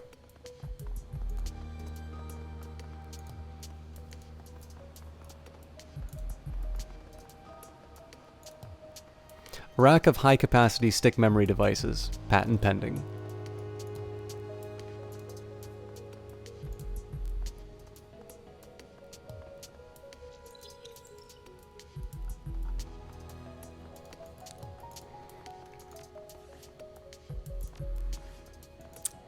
This is a little frustrating. I can't save the game, but I'm definitely not able to interact with it properly.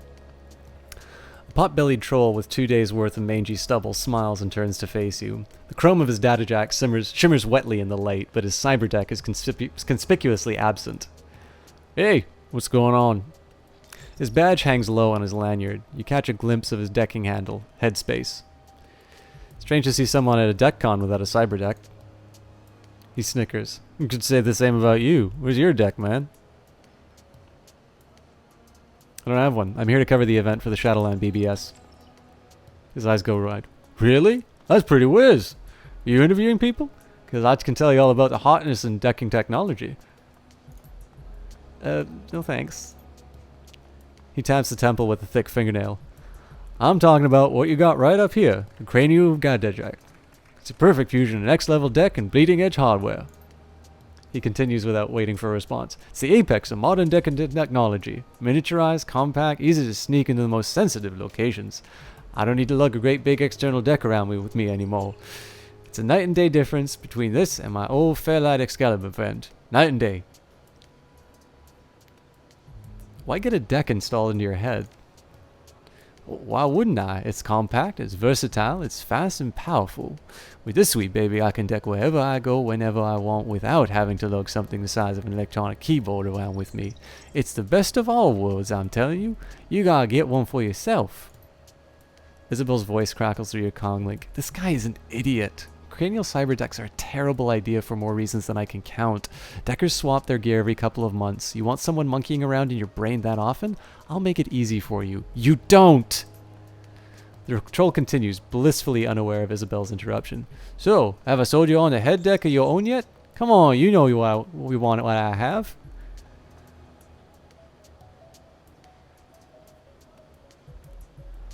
Yeah, you really got me. I think I'll get one of those for myself. His mouth erupts into a toothy grin, and he thrusts an upraised thumb into the air. All right, good call, my friend. I promise you, you won't regret it. Soon, is there anything else you wanted to know? Go ahead, ask me anything. Where'd you get your cranial deck? At the Chop Chop Shop in Kowloon City. He told me not to ask where it came from. He chuckles to himself. Lots of things fall off the trucks out in Kowloon Way. I'm sure that this was the same. How are you enjoying the con? It's great. I've gotten to tell people all about my new deck. You know, spreading the word, educating folks. Feels good to save my fellow deckers from wasting their money on old external decks. I guess you could call me a cranial deck evangelist. He nods eagerly, desperation in his eyes. Well, you're doing good work. You've sold me on one already. Validation washes over him like a rejuvenating shower. He gives you a huge thumbs up. I gotta go. See you around. Alright.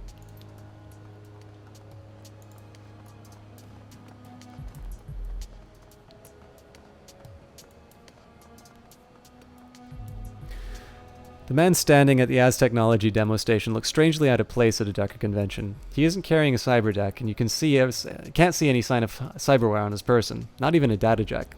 He looks up from his kiosk, blinking. Do you want to use this? Am I in your way? He sounds preoccupied. He shifts his body, and his movements are unnaturally smooth and graceful. As he moves, you can see that the kiosk screen is flickering. Apparently, the demo software is glitched out. Just passing by, man. Didn't mean to bother you. Oh, okay. That's fine. He turns back to the kiosk, his eyes blank. Enjoy the show.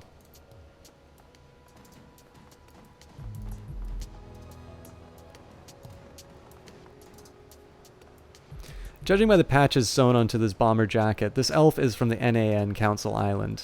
Council Island to be specific. A forested chunk of rock in the middle of Lake Washington that was once called Mercer Island until the Native American nations reclaimed it. He doesn't look Amerindian, though. If anything, he looks Chinese in descent, though his mask makes it hard to tell for sure. He turns to face you as you approach. His features are mostly hidden, but you see that he's sporting a high steel collar and spiky hair. His cheeks are high-boned and hollow. He eyes you nervously. Hey, you want something from me? What's up? Just wanted to get to know my fellow congoers. You from Council Island? Yeah. What gave me away? He makes a point of showing off his jacket. The tribal insignias look strangely out of place here on the deck Con 4. You from Seattle? Thremen Barrens, actually. No Drek. Wow, that place is fraggin' intense, chummer. The Seattle shadow slang sounds incredibly awkward when delivered in Cantonese, but he doesn't seem to notice. Council Island is Nan territory, and you don't look Amerindian. What's your deal? I'm not Amerindian. I do live on Council Island, though. My dad is a diplomat from Tir na Nog. We live on the island, actually. They treat us like kings there. Really? Yeah. The Salish Shade Council enjoys good relations with my country and Tir Tingnerine. Magical pride and all that. We share a connection with the land and all that bullshit. So me and my family can get away with pretty much anything. He gives you a conspiratorial wink. It's a pretty great life. Is there anything specific that you're here to see? Yeah, I'm here to check out this 57 Fushi Cyber Decks. My 55 Cyber 7 is barely cutting it these days. I want to see what they have coming out next year, and I've heard that they have a demo station. So tell me, what's your new favorite ESP for incursion operations? I like Blasthammer personally. Heard of it? It's open source, developed by the Southeast Asian decking community. Does a number on blocker ice. Blasthammer? Never heard of it. Snickers to himself. Really? It's only, the most popular freeware attack ESP in Southeast Asia? He's practically shouting. His face is lit up with maniacal glee. Calm down, man. I'm from Seattle, not Southeast Asia.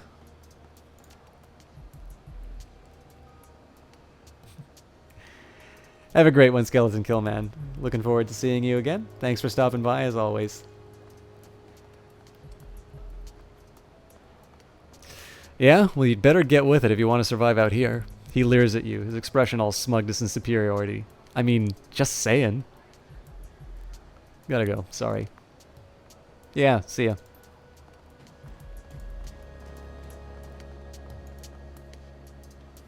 Your comlink crackles to life with an ear-splitting hiss, Isabel. Okay, I've jacked into the main output. Imiter, but you can work with it. Are you in a position yet? No, not yet. The waiting position near the VIP at your ears fill with a shrill electronic whine. And use the kiosk. Remember, perfect persona. Use the perfect persona kiosk, talk to you, copy that. While you're getting there, I'm going to start working on getting you access to VIP and locating the line goes dead. Got it, I'll signal you when ready. There's no response.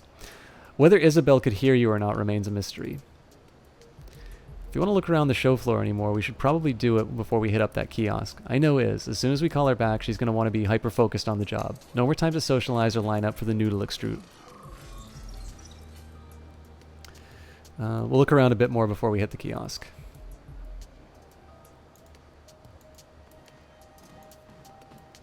Well, game saved. That's a sign of things to come.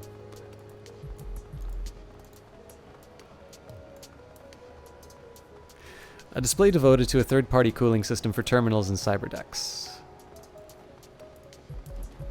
Of course, this year's model will feature our new Lightning Wave something or other technology. Does that mean the older won't be compatible with the... I can't go through this dialogue fast enough. Saying stuff won't be compatible because, of course, that's how you make money. The newest iteration of Shiawassi's Sculpted, again, I need to basically focus on a line of dialogue or I'm gonna miss it. Alright, well, Gobbit will be mad at me if I don't go for the noms, so... Are you watching, Wedgie? I think Gobbit is your character, by the way. I like Gobbit too, by the way, but... Hot noodle dispenser, complete with extruder settings for ramen, Lamian, Luke... Aww. Okay, I'm gonna have to speed through this dialogue. This dwarf doesn't have any obvious headwear, but his hands are lined with artfully designed induction pads. He looks up from his place in the noodle line and gives you a nod. Line starts back there. He gestures towards the back of the line. Better take your place now if you want to get in on this. The food court gets busy around this time of day. Examine his guest badge. It's a standard 3-day pass hanging on a lanyard embroidered with a Shiawassi logo. The name on the badge is Grimson. Wanted to compliment you on your cyber hands. That's nice work. Thanks, they're custom. He lifts his right hand to the light. The honeycomb structure of the induction pad's circuitry glints under the smooth plastic of its surface. It's surprisingly hard to find good induction pads that aren't hidden under the synthetic skin. Why wouldn't you want them to be hidden? Doesn't making them seem obvious kind of defeat the purpose? Or hang on, no. They're a work of art. Who designed them for you? I know a guy at the Neo Tokyo Way. Works at one of the Renraku's Chiba clinics. I got him to make things for me. Cost an arm and a leg, both arms and no legs, if you want to get technical about it. But it was worth it. What's worth ordering from the vending machines?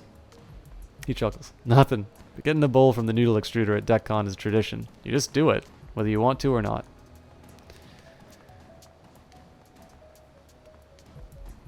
But isn't the show catered? Why even bother with the oh, hang on, that'll give me away. Well, no, this is an even bigger tell. Tradition, like I said, the convention is under new management this year, and they're trying to go all upscale on us, trying to show us that we don't, we're trying to show them that we don't need all of that. Give me a cheap bowl of extruded noodles, and I'm a happy man. I don't need any underpaid teenager in a clown suit to bring me clams and call me sir. Me? I'd dump the clams into the noodles. Oh wait, this is better. I'd dump the clams into the vending machine. So it has to have an intake hopper somewhere, right? His eyes narrow. Why? Because then I could make clam noodles. Shellfish in pasta form. That would be amazing, right? They'd go with everything. The dwarf turns his glare on you. Keep her away from the machine. Gotta run. Good talking to you. Yeah, you too.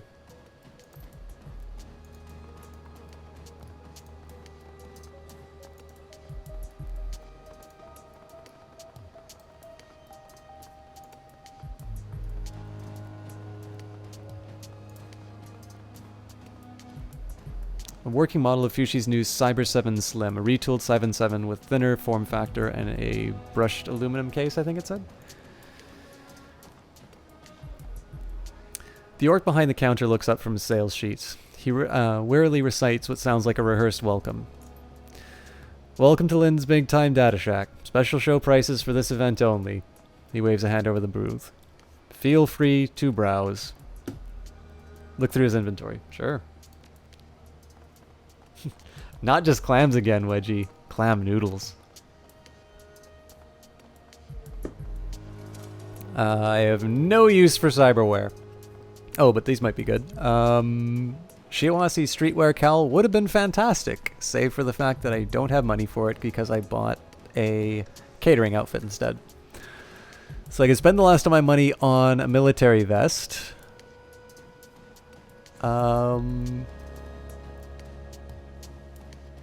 We will wait.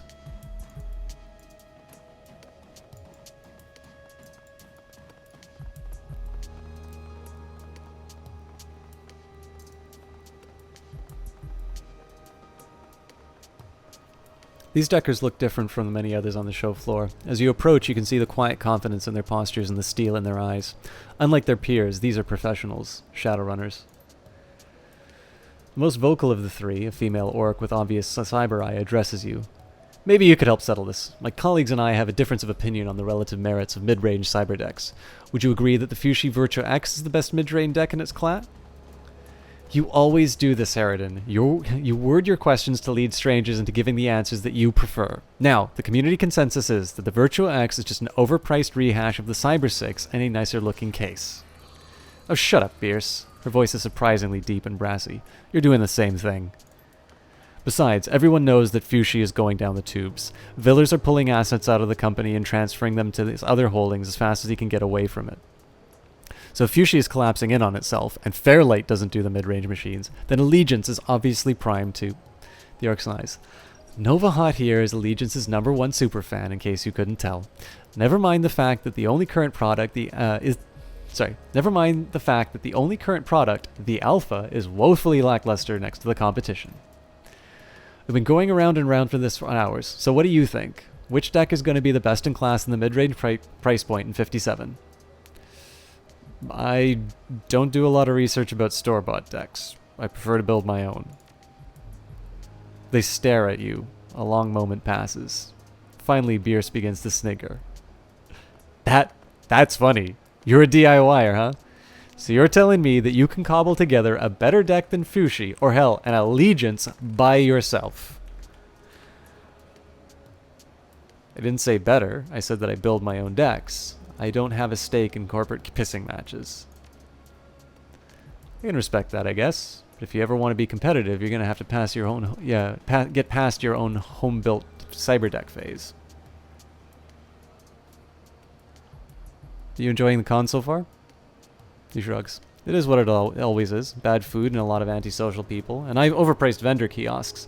By the end of the weekend, I'm probably going to have the measles and or the flu. To be perfectly honest, I don't even remember why we all fly out here every year. I gotta find out what's going on with my mouse to do double clicks. Anyway, something or other. That's because I remember what happened in 52. I do enough sleeping on the street back home. I don't need to do it when I'm on vacation too. How many times do I have to apologize for that? I'll let you know when you can stop. Where are you from? Macau. I've got a house in Indonesia. Spend most of my time in Seattle, though. I'm from Phnom Penh, but I do most of the work out here in HK. Gotta go. Right, she waves. See you around the show floor. Alright, that didn't add a whole lot, but gave me a chance to practice some different voices, or just variations on my same drone. Signal Isabel. The perfect persona kiosk flickers to life as your approach. A debug menu pops up on the screen along with a text prompt in all caps. 71. Enter the following key code into this kiosk. 1052 RGF KLLPE 98 XVL 0237 ZZKP0NV. Enter the key code. You tap the code into the kiosk's keyboard. A moment later, a series of 5 loud popping sounds rattles off in your comlink's earpiece. Isabel's voice fills your ear, crisper and cleaner than it was before. Testing, 1, 2, 3. Can you hear me, 71? Yeah, I hear you. What was that? Your command line code for the kiosk to connect with your comlink via direct link. A hint of smugness creeps into her voice. That way, we can bypass using the comm signal entirely. Nice, Is. I know. As long as you maintain within a couple of feet of the kiosk, we shouldn't have any problems. Wander too far outside that range, and you're going to get static again. So basically, I can't move from this spot. That's what I said, right? Now that we're all linked up, give me a second and I'll locate Rhombus. You hear the sound of rattling keystrokes, coupled with Isabel muttering under her breath. The line falls silent. The silence stretches. 10 seconds. 20. Then you hear Isabel explode. What the hell? He already has one?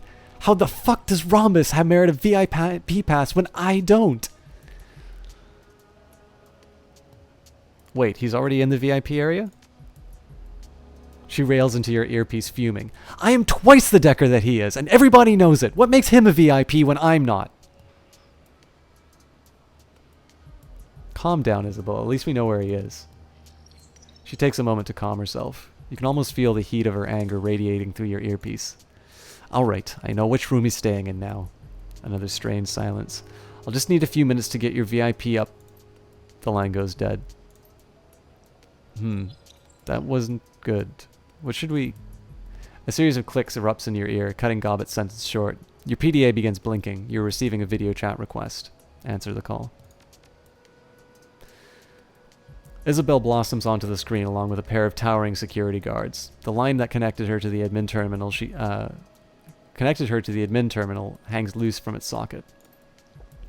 I'm gonna ask you again, what the hell are you doing in here?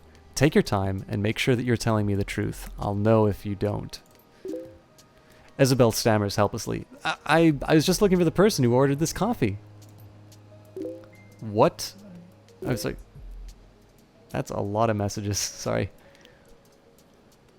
What, you were looking for him in the Matrix? And besides, you don't have any coffee. So try again.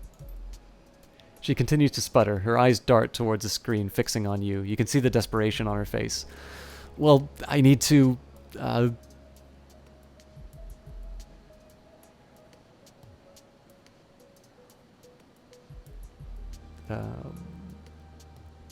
Alright, Isabel, listen up. Say what I say and you'll be fine. Say okay if you understand. Okay.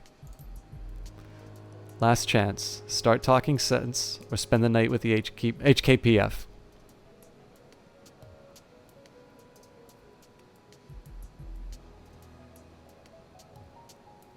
I'm sorry, I'm just nervous. I've never been in trouble before. Oh, sorry, I was saying that as Isabel. Her words sound rehearsed, that they're tinged with enough genuine panic to be plausible. The guard glances at his counterpart. We don't have time for this. Just kick her out and be done with it. The guard in front of Isabel straightens. Yeah, you're probably right. She looks down on Isabel, hands on her hips. I'm gonna let you go with a warning this time, but only once. If I catch you anywhere near this room again, I'm turning you over to the police. Got it? But I...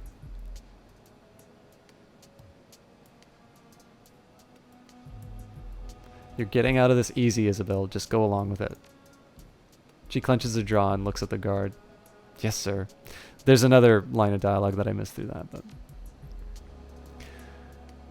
The line goes quiet as she moves out of the server room.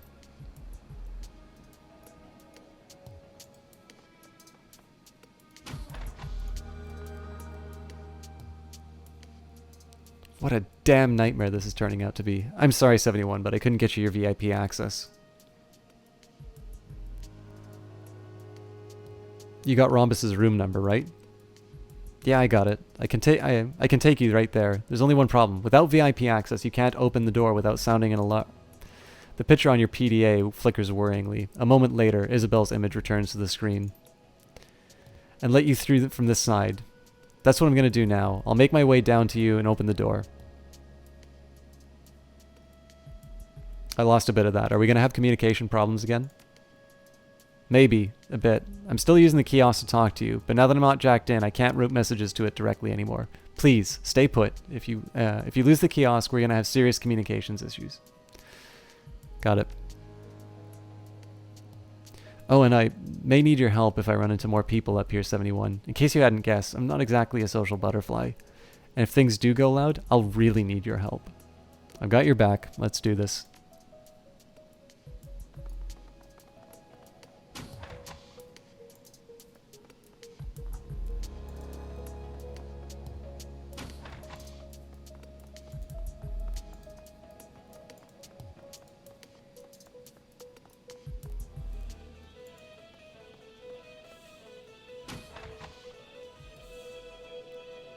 I remember this music. Yep. Oh, is this elevator music now? This was definitely a fantasy show theme in the previous game. Isabel's outline goes fuzzy the moment she sets foot in the elevator. A loud, rhythmic whooshing sound dominates the low end of your PDA speakers. It sounds a bit like the rotors of a helicopter.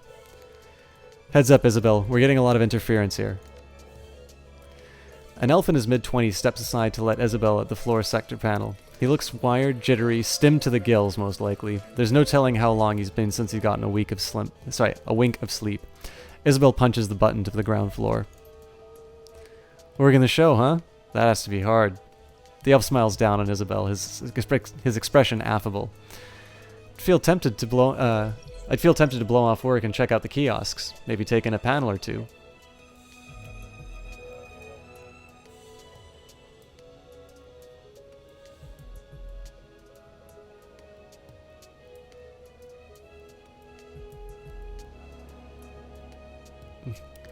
Say, who says that I haven't?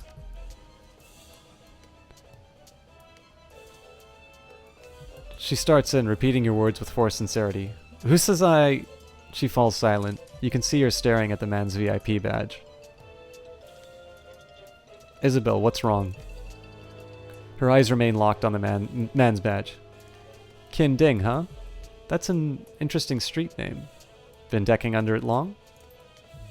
Couple of years now, he smiles. Longer than anyone else to use the handle. I don't know what you're doing, but be careful. If she heard you, she doesn't acknowledge it. I know who you are.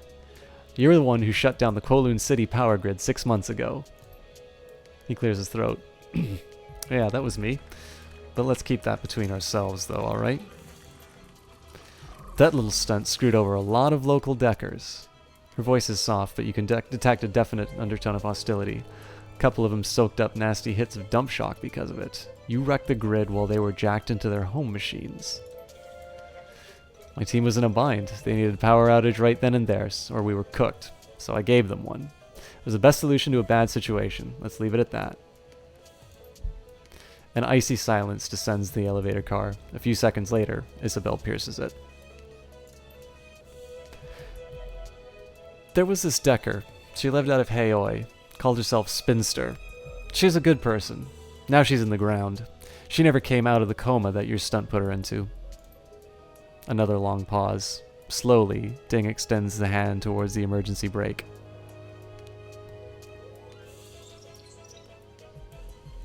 Snap out of it is, we aren't here for this guy, and we can't afford to start shooting yet. She balls her hands into fists. You can read the tension in her body language. She's biting her tongue. At least that's what I heard. I'm just a caterer. I'm not a Decker myself. He stares down Isabel. The smile has vanished from his face. Yeah, sure you're not. You've come to get me, haven't you? Take revenge for your friend. Did her people put out a contract on me? Is that it?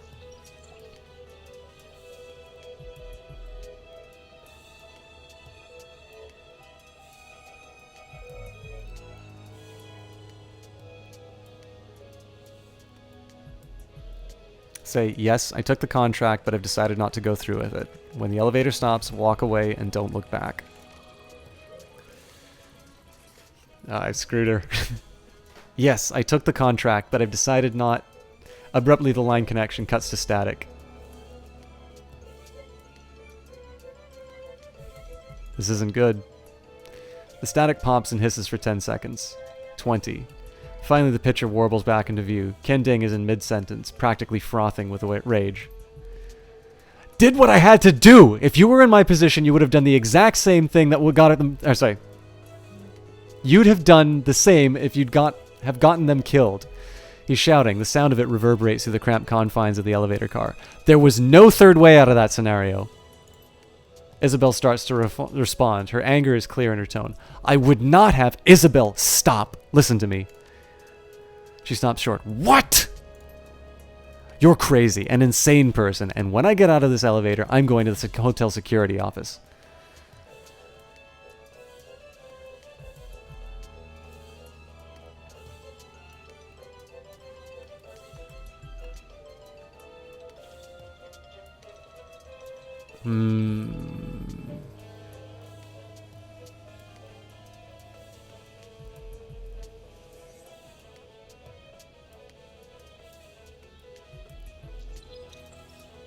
The hell with it. Tell them, and if he does, he's a dead man. Tell him you're with the Yellow Lotus. You don't want to tune me in. My boss would be very unhappy. I work for Kindly Cheng. The color drains from his face. He begins to stammer. Oh, no. No. I'm so sorry. I didn't mean... Static. The comms have cut out again. This is getting old. As quickly as it went, the picture flickers back onto your PDA's screen. Kin Ding looks calmer now. The elevator is descending. Remember what we discussed. You keep your cool, and this turns out well for both of us. We live and let live. Understood? Yes, I didn't want any trouble from you in the first place. I'm just glad this was all a misunderstanding. Please don't take this the wrong way, but I'll be happy if this is the last time I ever see you. The feeling is mutual. The car slides to a halt, and the elevator doors slide open. The other decker doesn't get off. Enjoy the rest of the show. Now get a move on, Isabel. I got through it, Kate.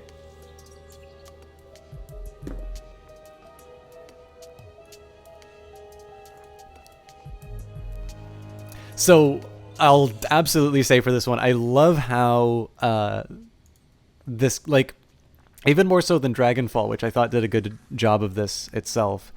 I'm very conscious of the consequences that my choices can potentially have here. So like the nice thing about this is that, like, consider the case of the pickpockets, right? In any other, RPG game, I'd probably just go, it's like, whatever, there's no consequence. I'll just go pick that guy's pocket. I'll just shoot everybody up if it doesn't turn out. But like, for whatever reason right now, I'm invested in the success of the mission. And I feel like if I'm not careful in terms of how I handle situations, this mission could potentially end, in a way that ruins my relationship with Isabel, who's my decker. Now, that may not be the case, right? I haven't played this, so it could be that there is no set of circumstances that forces you to, to open fire until you're in a position where you can finish the mission. But so far, the game has done a good job of creating a credible threat that things will not turn out well or the way that you want them to. That I feel like I actually need to choose my dialogue options carefully. I'm not crazy about the fact, for whatever reason, whenever I click my mouse, I seem to kind of skip over some dialogue. Oh, wait, if I push the space bar, I think I go to the next one, so I'll start doing that instead. But yeah, that's the only thing that gets me, is sometimes there's sort of incongruous dialogue options because I've skipped over something important. There's no option to go back. The hallway ahead is blocked by the trio of struggling bodies. A blackout drunk troll slung between a pair of cursing security guards, one male and one female. As you watch, they struggle valiantly to drag her down the hallway. Enter, maybe? Yeah. The troll's voice comes out in an unebriated roar. "Unhand me, you fools!" The older of the two guards, a middle-aged man with a pompadour haircut, struggles with all his might to keep the prisoner flailing arm constrained. "Don't let her go, Ho-Yi. She has the strength of 10 men. "Yes, sir." You recognize her as the guard who is standing by the employee entrance on the floor show. How she got roped into troll hauling duty is anyone's guess. The security guard locks eyes with Isabel. He barks out an order. "Clear the hall!" Say nothing. With an exaggerated motion, the troll swings her head towards Isabel. "You, dwarf girl, help me. These..." She hiccups mightily. The sound reverberates in your ears. "These dreckheads want me to leave because I'm a troll." What's happening here? None of your business. You're not even hotel staff. You shouldn't be back here at all. He hugs the troll's left arm to his chest with all of his strength, desperately trying to weigh her down. She lifts his feet a few inches off the floor, then slams him back down and lets out an audible whimper. "Now clear all the way out and report to your manager. Quit fighting me, damn it, before I talk to him for you." The former door guard stares at Isabel. Recognition dawns on her face. "Hey, I remember you. You said that you had to meet some caterers up on 6. What are you doing down here?" "Okay, say, I'm just checking to see if anybody down here wanted a drink." "Just checking in to see if anybody wanted a drink. You want a mojito?" The man strains against the troll's drunken efforts. His brow is beaded with jet. "You should hold still. Be here. Not even to offer drinks." The troll looks down on Isabel and issues a mush-mouthed plea. "Ignore these pigs and help me. I'll take the runt on the left. You take the right." The troll bucks against the guard's grasp, nearly breaking away from them. They double down on their attempts to hold her. Isabel stares into the PDA. She looks irritated. "Hell with this. It's a waste of time and we've got a schedule to keep." Her hand moves towards her weapon. "What do you mean? What schedule?"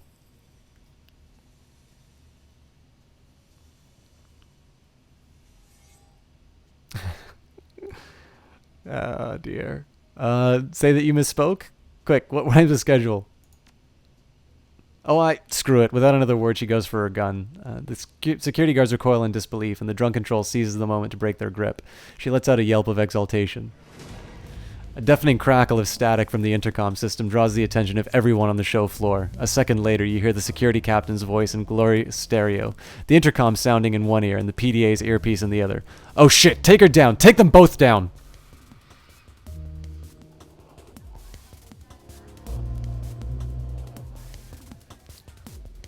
I don't know how he could have played that differently.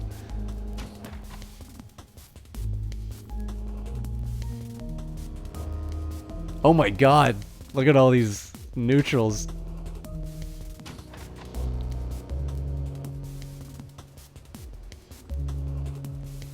So I'm gonna get Gobbet to do a speed up on 71.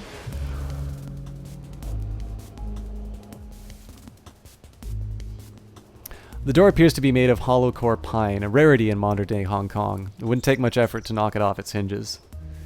An alarm system has been linked into the doorway, but the building alarms are already blaring. Kicking the door down now won't make much of a difference. Break it down.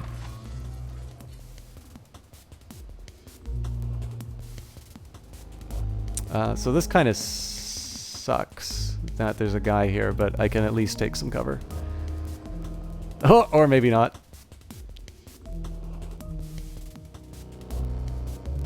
I will take the more distant cover and then fire.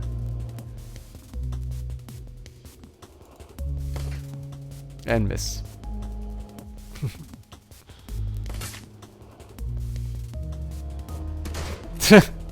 Yeah, curiously, walking up beside the guy with the shotgun was not the best decision I've ever made in this game.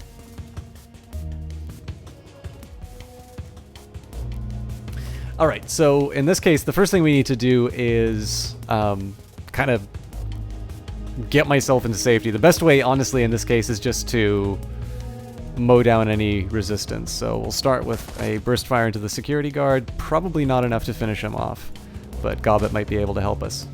Oh, great. Okay, so in this case, we will start with a heal. No wound to heal. The hell, it's... Was that a self-inflicted wound? For God's sake. Okay,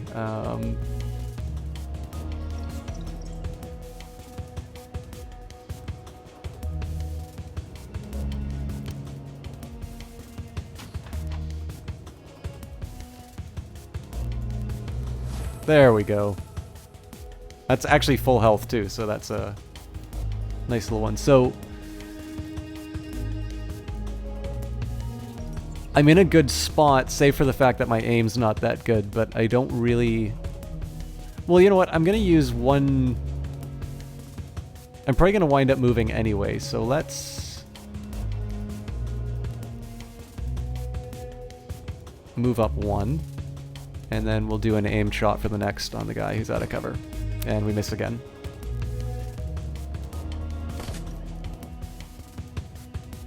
So ideally I'd be able to get Gobbet back to Isabel, but in this case 5 damage is not a whole lot.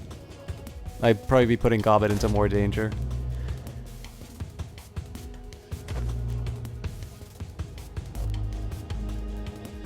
So again, we've not got another target out in the open, so this is a fairly easy call. The effort's always to try and take as many pieces off the board as you can. And that clears up Gobbet to take a fairly good position of cover, although... This might be risky for a grenade, but I think this is the best I can do in the current situation. Nice thing here is this person's put them out of cover and into a fairly good...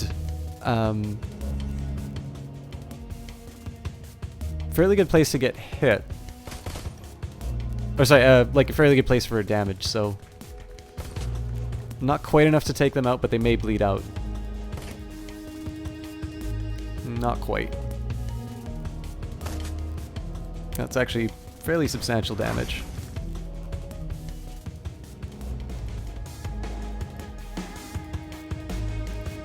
So ideally I'd move as close as I can, but I don't want to waste another movement point. So we'll start by giving me haste. I don't think I can... Oh, I can. Let's start with an aimed shot.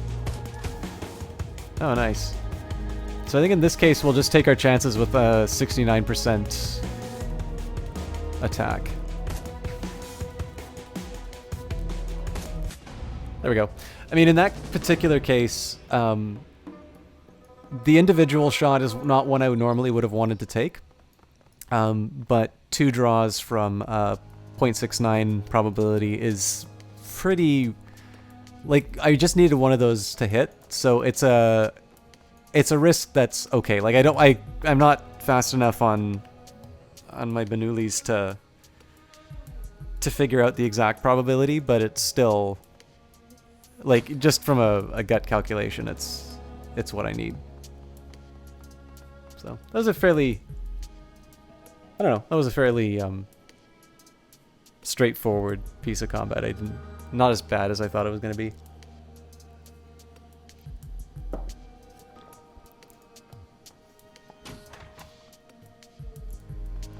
Anyway, thanks for staying with me for the whole thing here. I know we had a late start, so normally this is around the time people start going to bed, but I see we've got some healthy representation.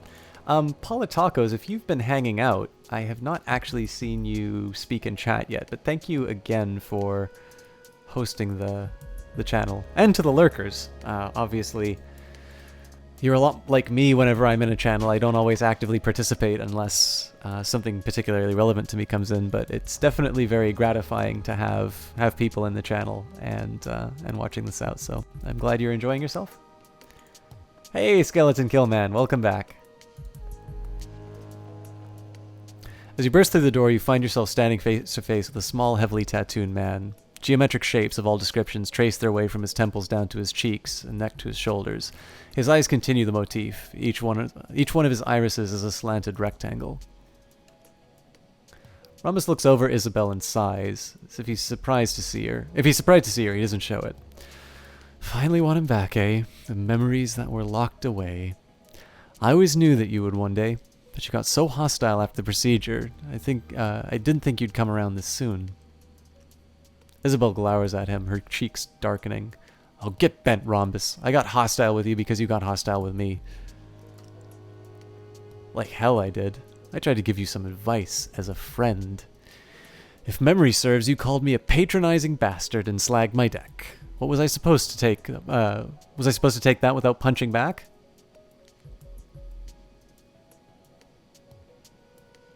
From what she tells me, you were... Isabel cuts in, her normally small voice glowing raucous. I called you a patronizing bastard because that's what you were being. You wouldn't have taken that tone. You wouldn't have taken that tone if I was a guy or an orc or a troll. You talked down to me like I was your little sister or something. Well, guess what? I'm not. Well, hold up. I talked that way to you because... She shouts at him, cutting it short. Also, punch back? That's a really funny way of putting it. You tailored an ESP to troll all of my posts on Shadowland. What kind of prick would do a thing like that? His face goes beet red and his chest puffs out. The kind whose cat you'd killed, you little monster. Captain Whiskers was just a house cat. He didn't have anything to do with this. She rears back in indignation. That wasn't me. I'd never hurt a cat. If you were going to have somebody killed, it would have been you. Oh, God.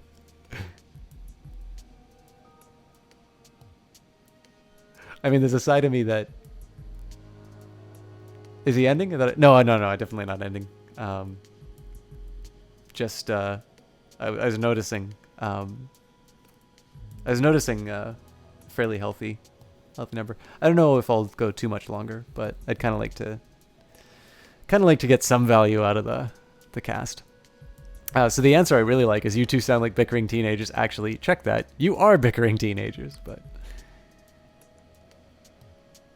Please keep going. This is good fun. You're the muscle, I take it. You and your friend. He nods at Gobbet. She brought you along to beat the information out of me, didn't she? Typical.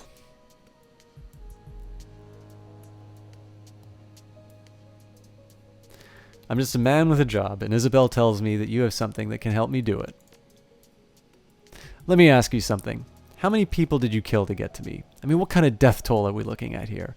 I'm assuming that the gunshots in the hall were your doing. Yeah, that's right, and if you don't play your cards right, another gunshot could be right around the corner.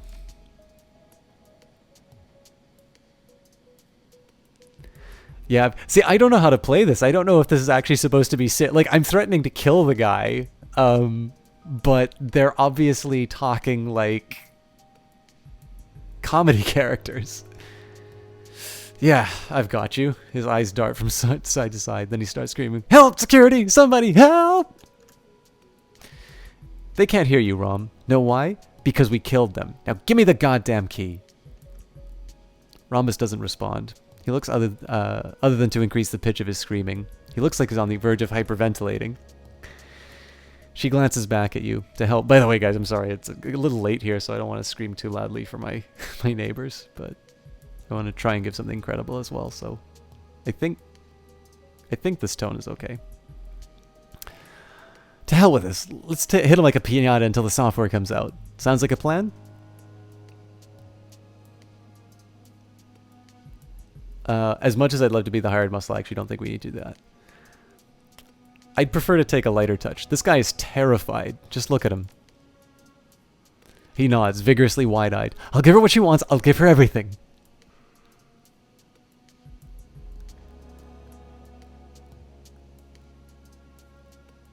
There, see? He's reasonable. I'm willing to bet that this whole thing was just a misunderstanding.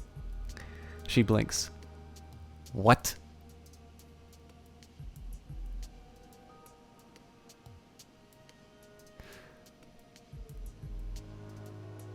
As much as I'd love to have my charisma, that is not the character that I built, so I don't have time to work out your personal problems, Rhombus. Please give Isabel the software so we can be on our way.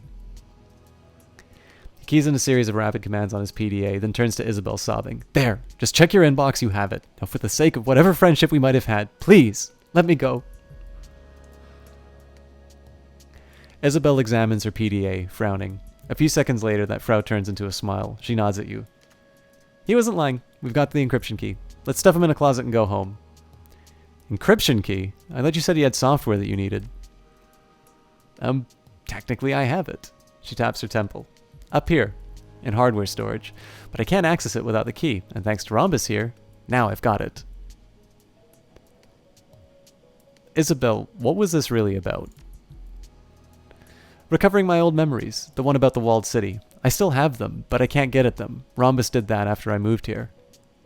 At your request, you little psycho, you begged me to do it. That's actually true. We were friends then. She looks down at Rhombus, who lies whimpering on the floor. Now we're not. And that's why you're getting stuffed in a closet. You set upon the grim task of shoving a protesting Rhombus down his own room closet and then latching the door. You manage to get him inside without having to break any bones. He'll probably have bruises tomorrow, though. Come on, 71. We got what we came for. Let's go home. Suddenly an explosion of sound fills your ears. Heavy footfalls advancing down the hall. You hear shouting, the crackle of radios, the HKPF. Oh, that son of a bitch. Rom must have called the cops. He's probably got a panic button or something. She casts a hateful glare down at the closet door, then draws her silver gun. Get ready, 71. We've got company. Objective added. Escape to the hotel.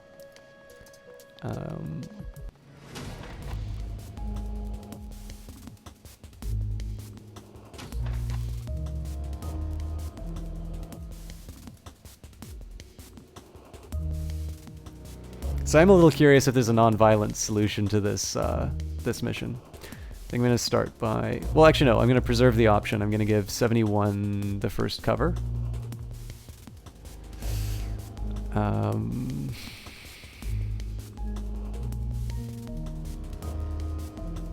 Yeah, I'm going to get him in a slightly better position, so I will haste him.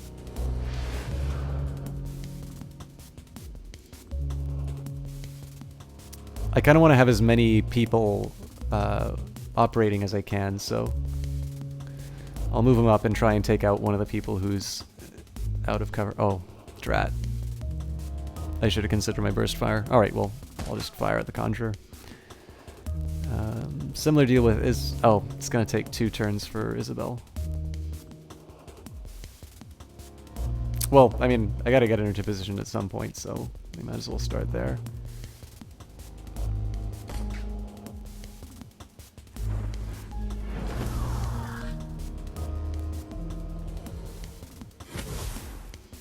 Okay, well I got a little lucky with the, ugh, I really didn't want that movement one. So the shotgun, I was actually going to try and move him a little bit closer, but the shotgun makes that complicated. So I think at this point this is a perfect opportunity to throw a grenade. Not the ideal spot, but that's the best I'm going to get, so... And I miss. Well, that sucked, so... At this point I want to take out the Conjurer so I can get rid of the summon.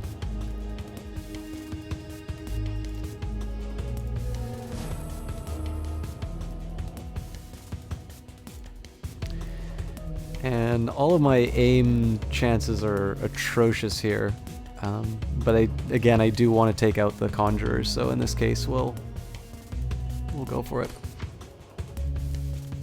With kind of a predictable result. Well, in this case we'll go for the burst. It's still it's an atrocious chance of hitting, but it's the best shot I've got right now, so... Hey! That was a nice side effect. Alright, now as for Gobbet, the biggest problem I have with her right now is getting her into any kind of cover. So I think what I'm going to do is just kind of keep her in this doorway here. Again, with the shotgun going off, I don't necessarily want to move 71 any closer. Which kind of... The one drawback with this is that I don't have any good opportunities to flank people. So in this case, I will do full auto-fire to eviscerate... Actually, so here's a question. I could do it on the Enforcer, which will eliminate their cover bonus, but then I'm relying on Isabel to have a fairly good aim. I think it's worth it though, so let's try and clear things up with Shotgun Guy.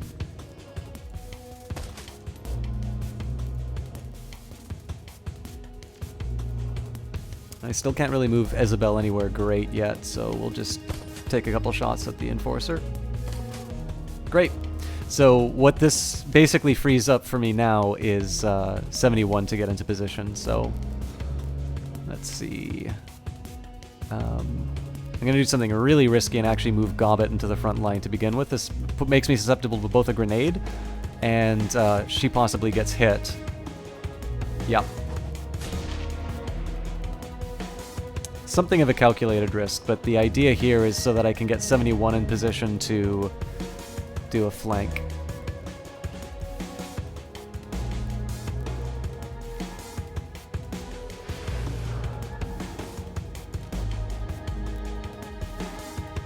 Oh, these positions suck. I'm actually going to use up the 2 movement.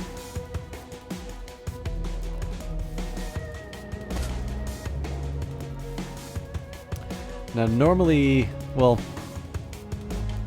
so that's just begging for another grenade if I move Isabel there. I should have reconsidered this. I think we'll just fire the shots that we can and accept that 71's gonna get hit.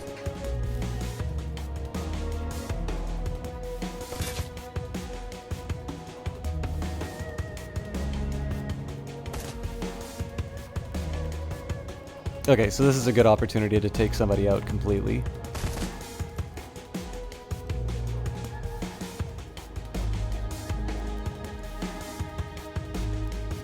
And then just a standard shot on the captain. There's no point in moving at this point. I can do a heal... Wow, it's almost full health again. And in this case I'll throw an aim Isabel's way. It'd be nice if I could try and get Gobbet into a better spot, but at this point I kind of want to do what I can with this guard. So start with an aim shot, which turned out. And I can choose to move, but again, I put myself in a potential grenade spot, so we'll just do another wide shot. Gobbet is definitely taking more damage than she should on this run.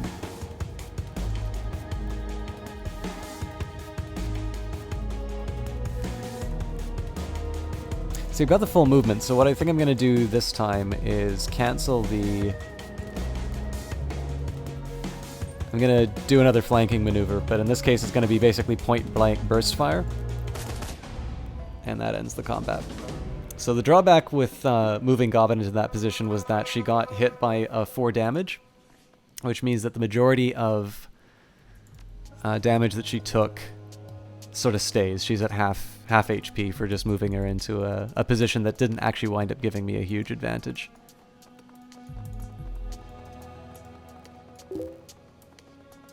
I am a popular man tonight. Let me just take a second and see what's going on here.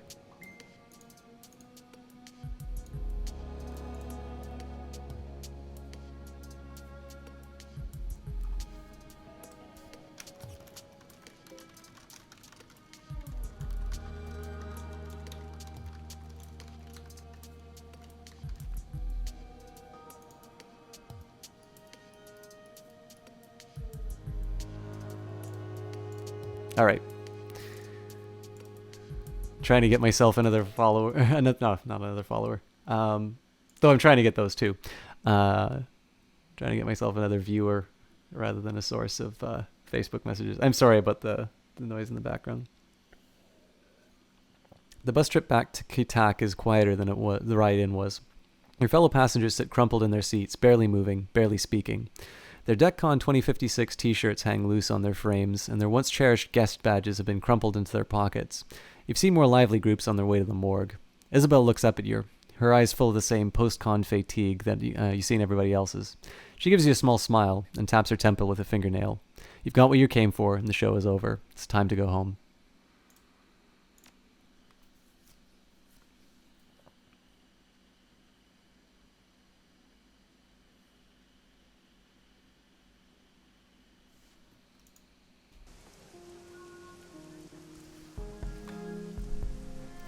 Alright, so we're still looking to talk to Kindly Cheng's friend. Oh, we've got team members to upgrade first, so let's think about what we can do. So Gobbet can gain territoriality. Rat Totem Invocation does 99 damage to any hostile spirit, can only be used on spirits. Or Steel Spirit. Gobbet's Rat Totem Invocation can steal control of spirits that have been summoned by enemy shamans. Note that only one spirit can be under the control until rank 5 spirit control, where it increases to 2. So, I mean, to me, being able to take over, you know, this is the difference between eliminating an obstacle and turning it towards your advantage. Like, I don't see why you would go for the other option. Isabel has Steady Shot, gains a pistol ability that increases pistol accuracy by 30% and critical chance by a small amount for 1 shot. 2 action points, cooldown 3. So given my encounter in the hallway, this actually seems like a really good option, but the important thing to remember here is that that is just considering one long hallway that I ran into, and there's no guarantee that I will have her in other combat situations. The majority of combat I've done hasn't actually been something that would require sabotage, so let's see what espionage does. Integrated tactical computer that marks weak points in an opponent's armor. Isabel's mark target ability now reduces the target armor by 1. So in that case, I mean, it's cool, it's a buff, but I kind of already have a support-like character, and I do rely on Isabel to do some damage, so in this case I will give her sabotage regardless. Duncan, our security specialist. We have Lethal Force, which is a firepower round. Duncan gives... Oh. Mercy Kill. Duncan gains an assault rifle ability that has a 99% chance to hit an enemy who has less than 25 HP remaining, plus 2 damage, cooldown 2. So basically he's good at finishing off people, which is definitely in line with my usual strategy of taking as many pieces off the board as quickly as we can, and it's definitely helpful for those situations where, you know, I just have enough damage but couldn't quite seal the deal. Alternative is Subdue. Duncan's Subdue ability has its cooldown reduced from 3 rounds to 2 rounds. Didn't even know I had a Subdue ability, so Lethal Force it is. Gaiku, who I am probably going to ruin my voice box by voicing again, has Red Samurai, which is a shuriken? gains a ranged ability, a quick shuriken toss, 12 damage, 1 AP, max range, 10 cooldown 2, so that's not bad because it finally gives him some range.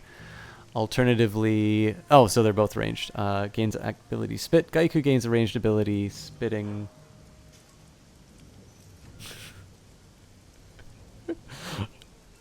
Ace Gaming LPs, and his name is John Cena! How's it going?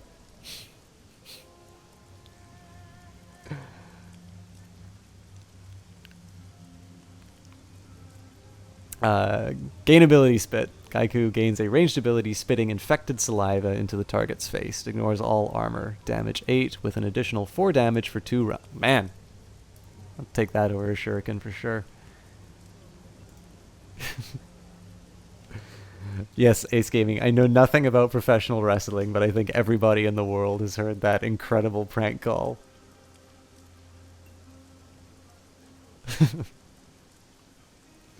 You can feel free to post a link to that if people don't know what you're referring to, but I think I think that is a very funny bit.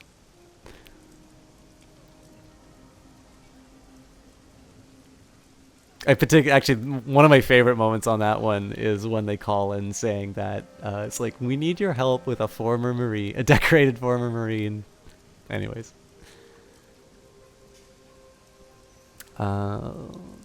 The Russian robot whose name I can't...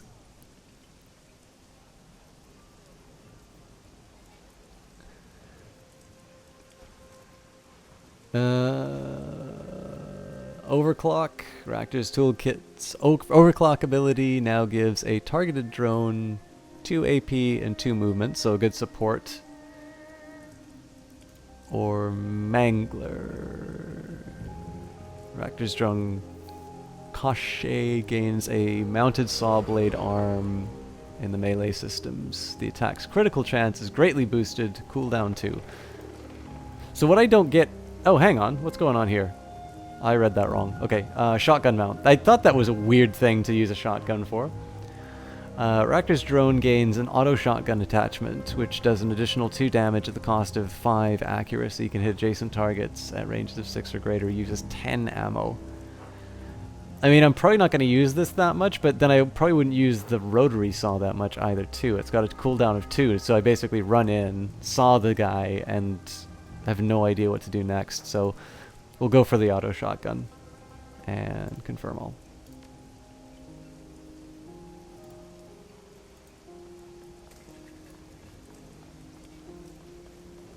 Thank you very much, Kite260. It's a short stream, but I'm glad you enjoyed it. We probably won't do too much either. We might do another dream sequence and see... Well, let's do character dialogue at least, and do a dream sequence and maybe set up the next job, and we'll decide whether or not we want to keep going. I'm not opposed to keeping going, but I know it's going to get a little late soon, so we'll see where we sit at the end of the story bits. As always, Thilkite, it's great to have you in the channel. Always happy to have you in the channel. And I hope you enjoy some well-earned rest, and that the next time I get to see you in your place. Because I've lurked a couple of times, but it's always nice for the interaction. I kind of feel bad. Like, it's mostly whenever I don't know how long I'm going to be staying. I don't like to talk that much. But have a good one, my friend. Ambrose looks up from what appears to be a housework drone on an operating table. Scrub up and get me the defibrillator, Paddle 71. I'm installing some headers on this guy's liver, and now we're going to shock him back to life. Ambrose bursts into laughter.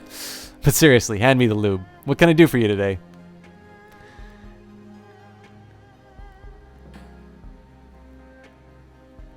Yeah, and for those of you curious about the link, I hope this is the link that Ace Gaming LPs gave. I believe that is a prank call about a WWE, is it still called? Anyways, professional wrestler, which is, in my opinion, quite funny, and I think most people on the internet are fond of it. Have you been having dreams, Ambrose? Nightmares? Nightmares? Hell, 71, that's my life! Curl up with a bottle of vodka and a handful of pills every night. But if you mean the tooth-hunting horror dream, yeah, I've been having it. Shit, it's just one more nightmare. Ambrose drops his voice and leans forward a little in his wheelchair. Let me tell you, though, I've been doing brisk business in sleep aids. Just today, somebody asked me for some ketamine. Ketamine! That stuff is a horse tranquilizer. What the hell made them think of that? Can you think of any medical reason why we'd be having the same nightmare? Nope. Even if we were all doing something similar intensively, it shouldn't happen. Our experiences are all too different. I've heard of mages and shamans who are somehow connected to each other sharing dreams, but that's all. Ambrose waves his hand dismissively. Hell, what do I know? I'm not a doctor. I'm just a guy who subscribes to psychological modernista. If you want to know about dreams, ask Crafty. My formal diagnosis is that something fucking weird is going on. Can I have some ketamine? Hell no! If I had ketamine, I'd take it myself. He chuckles. But seriously, if you're not it's not something that's good to self-prescribe. You eat a bunch of ketamine, it's not going to make you feel well rested. Thanks, Ambrose. No problem. Just doing my part to tamp down on the crazy. You were a Hong Kong Shadowrunner. I was. He looks down at the remnant of his body, scarred and dismembered. Sure don't look like much of one now. Ambrose yawns and stretches, straining his leg stump and scarred arm in opposite directions. Man, that feels good. There's a particular way to this kind of this conversation goes. I don't know if you're familiar with it. Yeah, we orbit around each other for a while, then tacitly agree to speak in only the vaguest of terms. I love the final after the we gossip! Ambrose looks at you approvingly. The grapevine says it's your first rodeo. I'm not sure I believe that. Listen, I'm circumspect about my past, and you're a new active runner, so I don't want to know any of your story. It's only a liability to me. Ambrose pops himself up, painfully, and leans forward a little. His living eye has an intelligent gleam to it. So let's make this conversation useful. Oh, Lorgosh. I don't know what to say to best streamer, but thank you very much for the compliment and your presence. It's good to see you again. I hope you're doing well. I'll cut the BS and give you the lowdown in Hong Kong from an expat runner perspective. In return, you don't dig for my jobs list. Deal? Deal. Rock solid. Hong Kong's good lily pad for a derby crasher like yourself, 71. The shadows are deep, the money flows, it's friendly to foreigners, and there's no real government. The whole place is run by corporations and syndicates. However, as fresh meat off the boat, you've got to decide who you want to be. Foreign runners follow these career paths in the Kong. They assimilate, they burn their bridges, and get out fast, or they die. If you're a short timer, you can be as violent and splashy as you want, but... A Waldo arm swings over his shoulder and points emphatically at you with his claw. If you are in it for the long haul, learn the local arts. Discretion, restraint, respect. Get that long-term face, and don't embarrass people. The Hong Kong shadows grind through expendable runners who are loaded up with bad face and then dumped in the Victoria Harbor. So whatever you do, watch your back.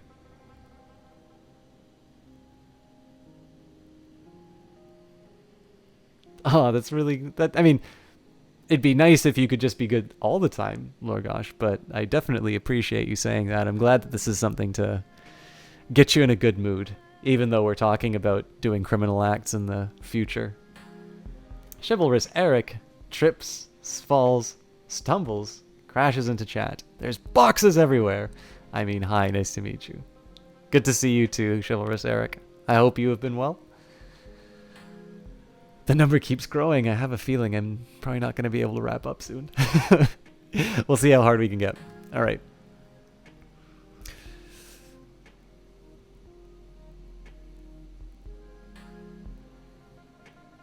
So Kindly's keeping around us for untouchable work, huh? Yeah, most likely. You're not just deniable, you're disposable, and she can hire that out. So, this isn't Seattle. Decide who you want to be. Ambrose shrugs, a lopsided gesture with the stump of his missing arm bound in scar tissue. The other thing to remember is that Hong Kong is a really complex place. It's one of the great global cities with enclaves of every major megacorp. It's a syndicate town, it's a refugee magnet, and it's Guangdong. At some level, anything goes here. But Ambro takes a deep breath and continues it in a tone of low appreciation. When in doubt, assume that old Hong Kong tradition rules. I say that as a loudmouth bastard. Be polite, be modest, honor favors, maintain face, give respect, and always treat people's time as valuable. You seem pretty into this, Ambrose. Hong Kong fascinates me. I used to hate it here. Now I love it. Ambrose takes a big breath and sighs contentedly. I found a nice little piece. If you survive, maybe you can too. And you sure do seem like a survivor. People know who I am, but only in the network kindly runs this neighborhood like a separate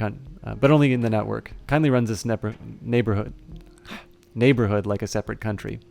You paddle a boat across the canal, and no one's ever heard of me, and never will. Ambrose suddenly stops himself and realizes what he's saying. He finishes tamely.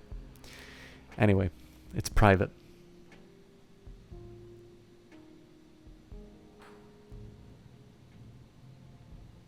We speak the same language, Ambrose. Good. I'm glad we both appreciate having a little puddle of quiet. Well, that's my wisdom.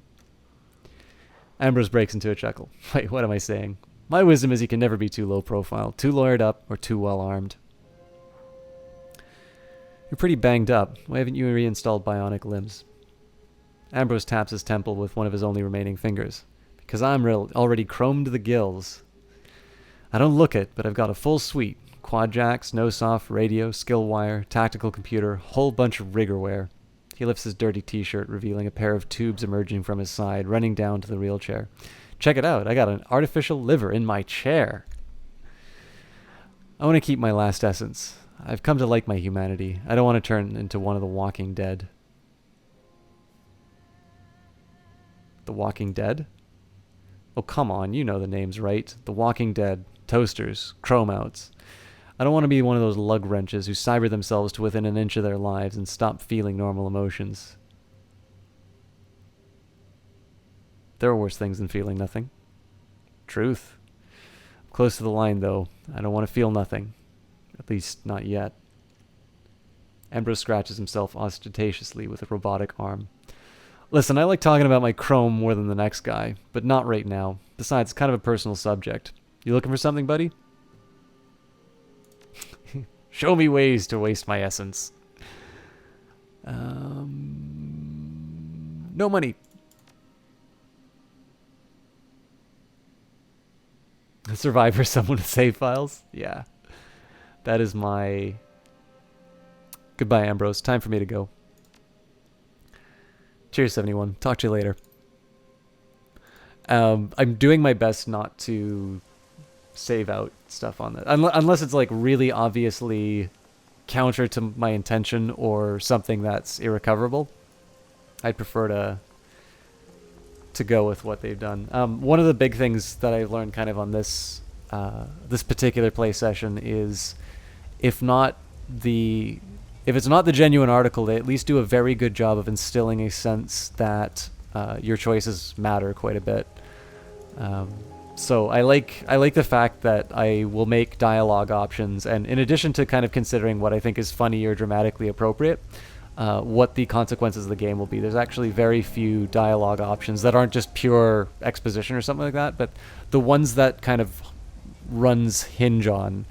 Most of the time when I'm talking to people on a run, I sort of feel like certain dialogue options will cause me to have an easier run or a harder run. And I think that's, for a game that does seem kind of simple. Like in the end, this is quite a bit like Baldur's Gate, right? It's different rule set, it's Shadowrun, and it's a different environment. But the isometric RPG formula is not exactly a new or bold genre. And yet, I think this one not only does it very well, but they tell the story, and they've gotten better at telling the stories in very credible ways. So I definitely say kudos to Harebrained Schemes. And this, we were actually talking a little bit before about, selling products for people, right? Like, Apple can talk about their phones, Google can talk about their phones, but frankly, I'm not going to be a partisan for one or the... I definitely have my preferences for phones.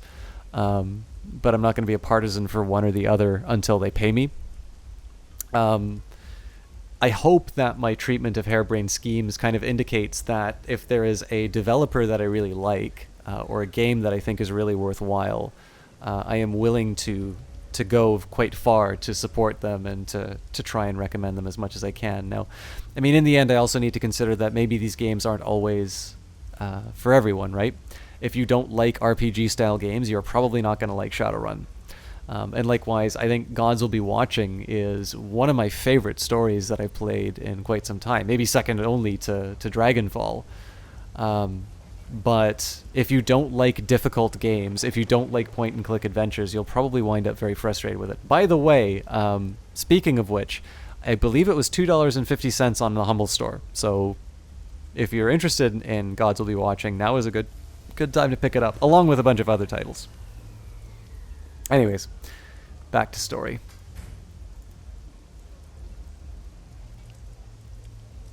Frederick Kaffai stands stolidly by the club door, his arms folded across an impossibly large chest. He eyes those entering and leaving the club like a god who might look down from Olympus, and he smiles while doing so. Hey, 71, been hearing more about you. I suppose I'm not doing my job right then. Don't sweat it, your secrets are safe with me. Though I do wonder if what I've heard is legit. I heard you might have killed some guy, or maybe a couple dozen guys. Maybe even that you're a terrorist. Not sure that one fits, but you do look like a heavy hitter. I'm a lover and a fighter. Club 88 caters to both. And you're in the right company with me. You know why they call me the Untouchable? Never taken so much as a scratch. Of course, my snot brother says that it's because people are afraid to hurt me, else they would lose face with our parents.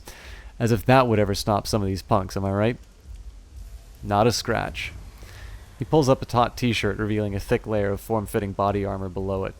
Of course, things that get stopped by this stuff don't count as scratches. Handled some rough customers, have you? It's what I do. Think about it. Inside, my brother sells the kind of stuff that would make a Buddhist monk turn into a psychotic. And then in back, my ma is selling enough firepower to blow the roof 6 times over. In other words, we sell petrol and the matches. And yours truly is the fighter. But this firefighter ain't ever been burned. Not once. Pretty impressive, right? You just let me know if you're needing some additional muscle. You can call on Mr. Untouchable to get the job done. Tell me more about your family. You may think I'm impressive, and sure, my brother Callum and my ma both work hard to keep this place afloat, but people don't just realize things about my ba. He's not just some old sailor. You want to know the secret? He was a pirate, one of the very best, over 20 years at sea, and he was never caught. Untouchable. Just like me. You ask him about it and he'll deny it. I'm sure he's made enemies over the year. Gotta play it smart, keep his past a secret. But he figured it out a long time ago. He's a great man, my ba. And that's why I gotta be strong, to live up to his example. How much do you bench press, Frederick? I don't bench press. I do dumbbell presses. They're more functional. The bench press artificially stabilizes things too much. But to answer your question, when I do bench, I max out about 700 kilograms. He grins confidently. That's double the current world bench press record for unmodified humans, by the way. I'll leave you be.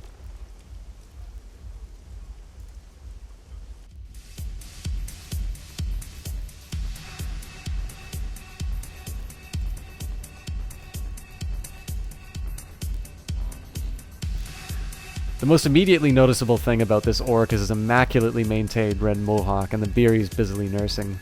He fixes you with a mischievous grin as you approach, touching 2 of his fingers to his brow in salute. Hey there, Chief. What's crackin'? Do I know you? Extending his hand, the orc shakes his head. Nope, but you might want to. At least if you need a shaman on your crew. Kilamati Albarad, at your service. Haven't had a chance to get established in Hong Kong yet. Maybe you can help change that. How do you know I'm a Shadowrunner? Are you kidding me? Everybody around here knows about you. I guess they don't get a lot of foreigners who move in and immediately start cozying up to the local Yellow Lotus straw sandal. The rest of us have to show up here and hope somebody needs a hired gun. Your accent sounds North American. Sure is. Born and raised in the Federal Way, Seattle Metroplex. Not as bad as the Rebben Barrens, but still a total hellhole. Kinda miss the big gray Northwest. But I got a feeling that being swamped by monsoons here in the FEZ is pretty similar. Less acid in the rain, though. Gonna go back after a few jobs out here. By the way, notice there's some context that's created up by these questions. So the second one, gotta go back after a few jobs out here, gives you an indication about what this guy is gonna be. If you want to be somebody who establishes yourself in Hong Kong, this may not be the individual that you want, because they're willing to burn up and either leave, or they're gonna be somebody who gets you into trouble. Whether or not this game is deliberately leading you down that path, it's another nice little job of how they've set up some context when you're picking your or when you're doing your dialogue choices. Gonna go back after a few jobs out here. Maybe. Depends on the cash flow. It hasn't been coming as fast as I'd like. Besides, a bunch of bad stuff went down for me, and I'd like to lay low until it blows over. Between the Universal Brotherhood and Chicago, I'd rather not be home right now. It's just a lot safer out here. What kind of a shaman are you, Kel? The kind with a shotgun and a penchant for bad luck. He lets out a roaring laugh and slaps hard against his leg. I'd kill myself. Seriously though, Coyote guides me. What's Coyote like? He's happy-go-lucky, willing to take life as it comes. You gotta ride the waves and the universe will take care of you, you know? Can't fight what's fated to be, but you can bend the rules if you're smart. Coyote likes shamans like that. Like me. Like most shamans, I felt his call when I was a teenager. I'd been running with the local gang, trying to scrape together enough money not to starve. One day we were having a dust-up with the Black Hammers, and I just felt this force. It welled up in me, and the next thing I knew, their knives just bounced off my skin. Things being what they are, I decided making some real money was in order, so I ditched the gang and started hiring myself out to whoever offered the most nuyen. It's all I've ever done, but I'm good at it. You're not likely to find any better, in fact. What do you think of Haoi? Frankly, I hate it. The walled city gives me the creeps, big time. Something is seriously wrong with that place, and I don't mean it's a slum kind of way. Watch your step if you have to go in there. What kind of wrong is it then? There's something off at the walled city's aura, something in the astral that just got sick there, and I can't tell what. It's like all the misery and pain is just building on itself. Every misery empowers all the other miseries there. I'd say you couldn't pay me to go in there, but you probably could. I'm a sucker for a payday. Talk to you later, Kilamati. Keep safe, okay? You know where to find me.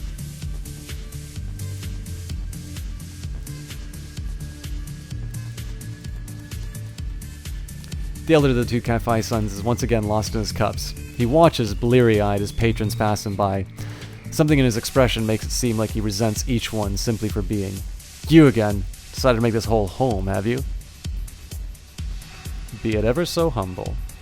Humility has no place around here. Sit down if you'd like. I could tell you tales. Tell me a story. You ever hear the one about the Phantom Sailor? They say it was once a good man, provided for his family, loved his wife and children, spent many lonely days out on the sea, working hard to make their lives better. But the ocean takes its toll. Every time he returned, he came back with a little less of himself, till one day the thing that came home was just a shell, the mindless body of an old seafarer, with his soul still lost at sea. The mind and the body call to each other, and one day the sailor will walk down to the beach and step into the waves, letting the ocean swallow him whole. True story. Tell me about this family of yours, but I think he already has. What's to tell? My brother is a meathead, and my parents don't even know or care who I am. They say that you care for family first. But to them, family isn't four people under a roof. It's some abstract concept. It's the name that matters them. The Kafai name. That's family. My mother only cares about the business. Any hint that I want to look for a better opportunity is met with lectures. As for Ba, well, he's never been the same since his life went into dry dock. First chance I get, I leave it all behind. Mark my words. I'll leave you be.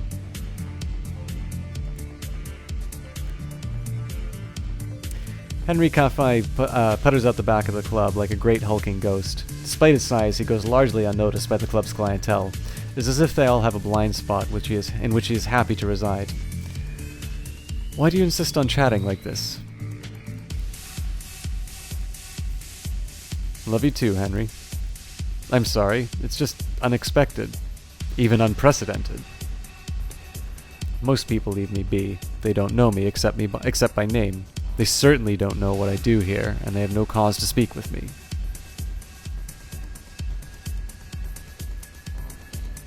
I don't need a reason for a friendly chat. You may be the only one. It seems I go days without speaking to my own family.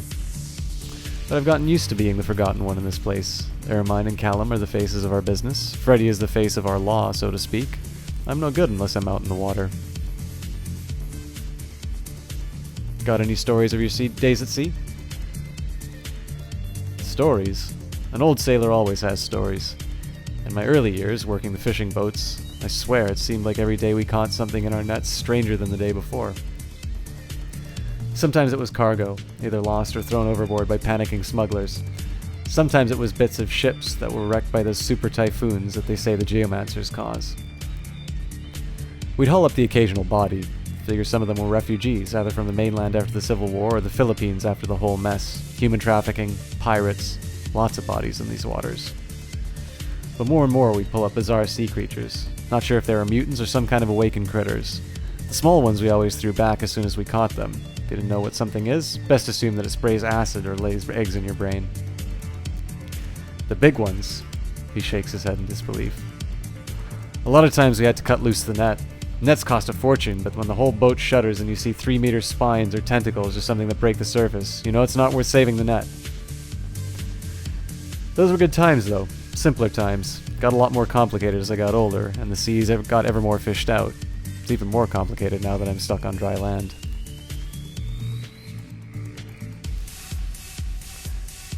Guess the skills of a sailor don't really translate to club ownership. No, they don't. I just want to be a good provider, but I just don't know how to contribute anymore. I think about my own father. He was a fisherman, long before me. Over 40 years he went out early in the morning and returned late at night. He put food on the table in a very literal sense. He did that without complaint every week until the day he died. That's providing. That's being a good husband and a father as far as I'm concerned. My father wouldn't have lasted a day in his life of mine. The world's just moved on from what he knew, what I knew. I miss those simpler times. I'll leave you be. So, this is another example of stuff that I really like in this game, which is you have... to my knowledge, Henry is not going to... I don't know what his role in this story is yet. And yet he's a really interesting and well-drawn character, in my opinion. And even, another good example here would be Kellum, who, I was completely indifferent to. I kind of like the bouncer brother in the front, but Kellum was just kind of like, okay, well, he's the useless one in the family. Obviously, there is a story between him and his dad, and very specifically, his substance abuse, his behavior can be explained to feeling trapped in his family situation. So, again, so far this place is just a place for me to buy guns, and yet there is a reason to read the dialogue because it's genuinely interesting to follow up on. Although again, as far as my party is concerned, I think Gobbet is currently my favorite.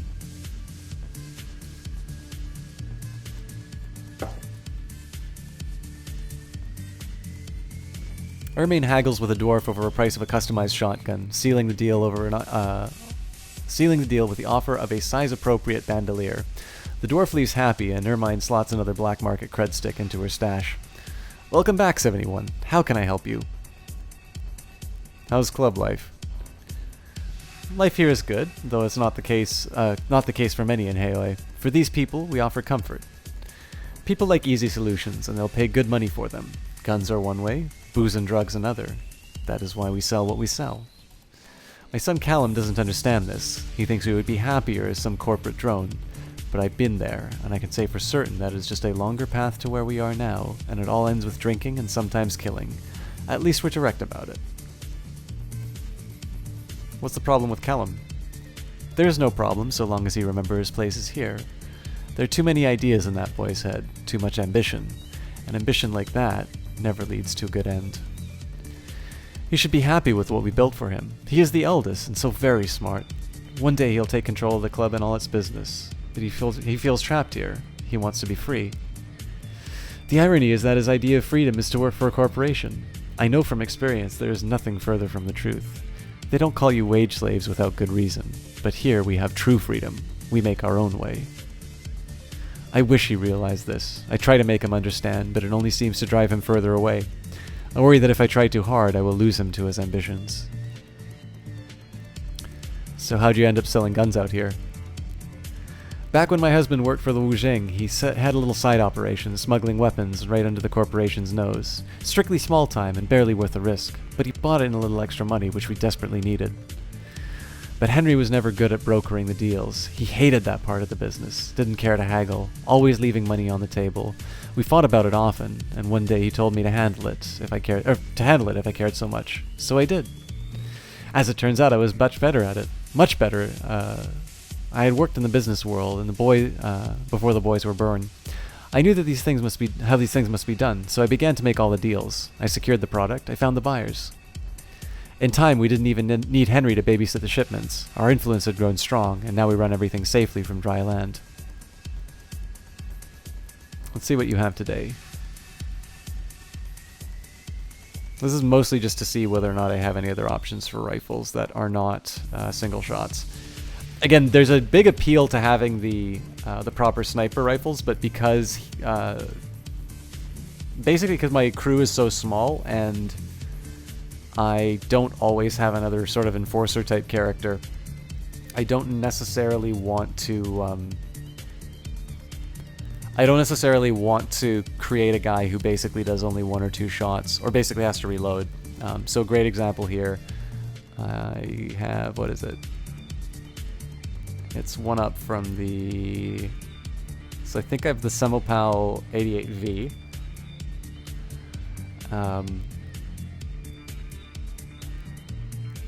The Heckler & Co. G12A3Z would be the next step because it's 2 damage higher. I don't really feel like I need the FN Har because it's 1 damage less than the HK with only a little bit more capacity. Oddly enough, it costs more. Ruger has the problem of a small capacity, so I wouldn't want to use that.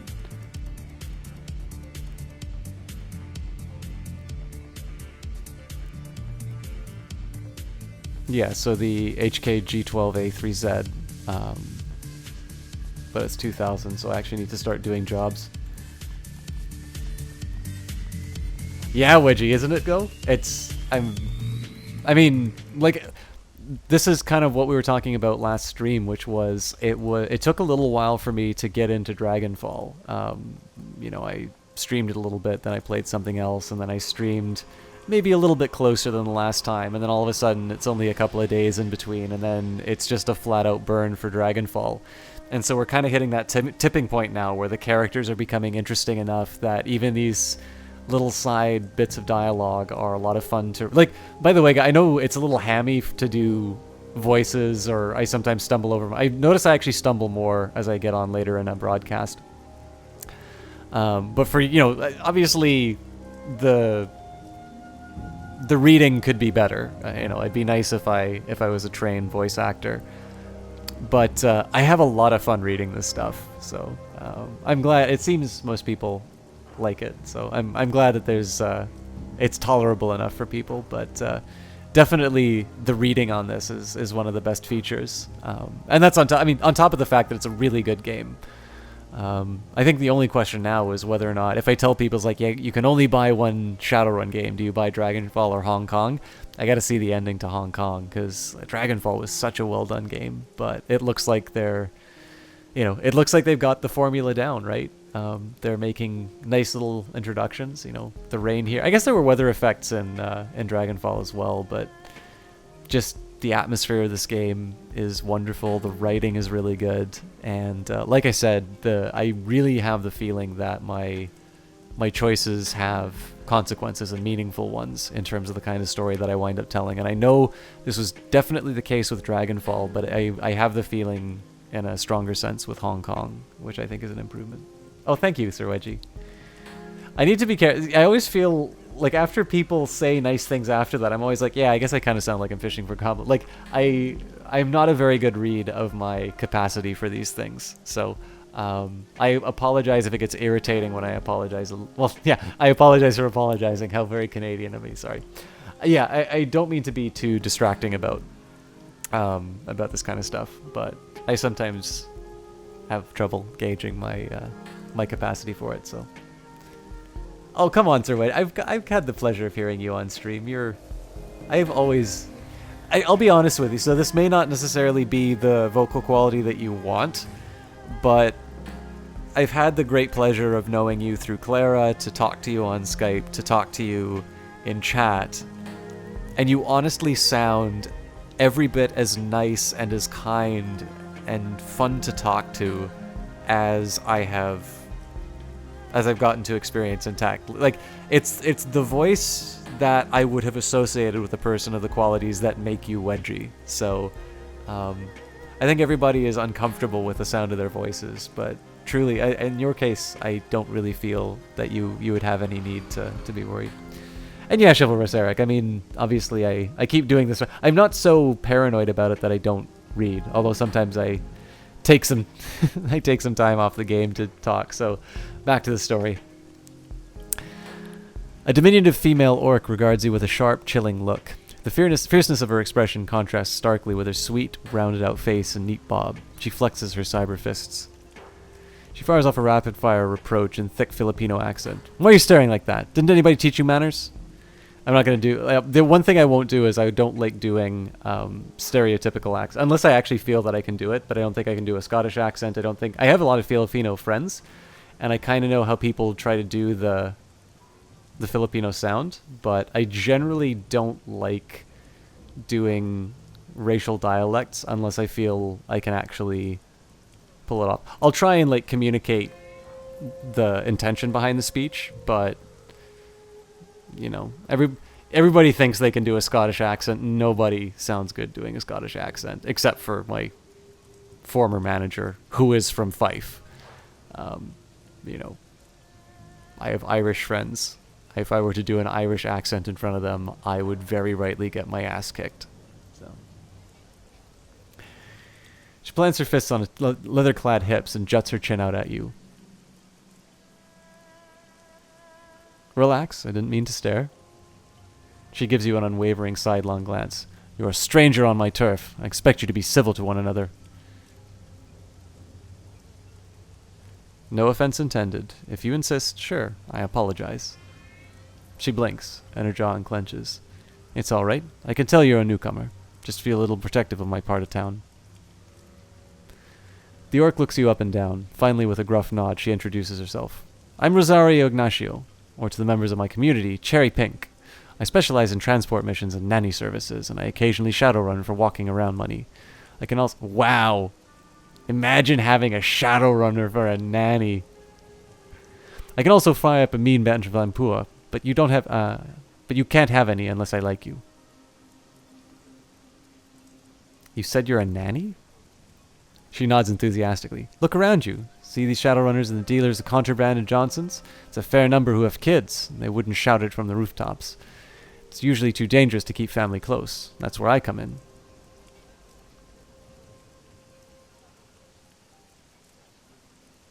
How much business do you pull in? The orc raises her chin proudly. Plenty. People will never stop having kids. The more dangerous the world gets, the more my services are necessary. I've taught children good manners, hygiene, and the proper use of firearms over 20 years. If you were in a survival situation, and you were worried about hygiene? She looks at you with pity. You never had a good nanny. I can see it in your eyes. I can smell it too. What a brilliant line of dialogue.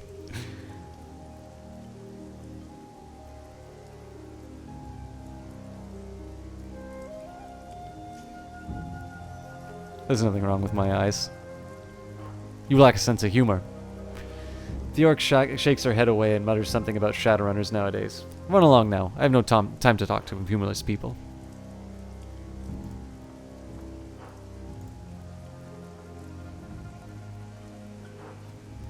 That's funny, actually. So I chose not to sass her because I was worried about creating problems, and yet in this case, I turned out. So again, the dialogue options in here are definitely very strong. Yo, 71, welcome back to the... I forgot how I voiced this guy. Welcome back to the palace. You got anything interesting you want to tell me today? He looks at a cheap heap of wearable computers, PDAs, and chip decks on his nearby workbench. Cause I got nothing but fixing hair curlers and debugging old ladies' PDAs. I swear I'm gonna die of boredom. Got some metadata for you. Yo, tell me where you got. This network runs on information. Never mind, let's talk about something else. See you later, Law. You gotta go? Okay, watch your back and shoot straight, and I'll Law grins at you and dexterously flashes the hand side of Shadowrunners that give each other in hollow videos. I got things to do too.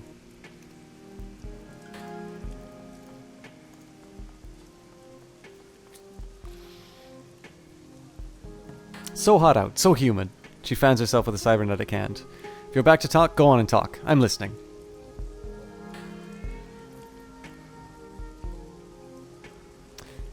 You said that you make a great... no, we'll do that later if we've established a rapport.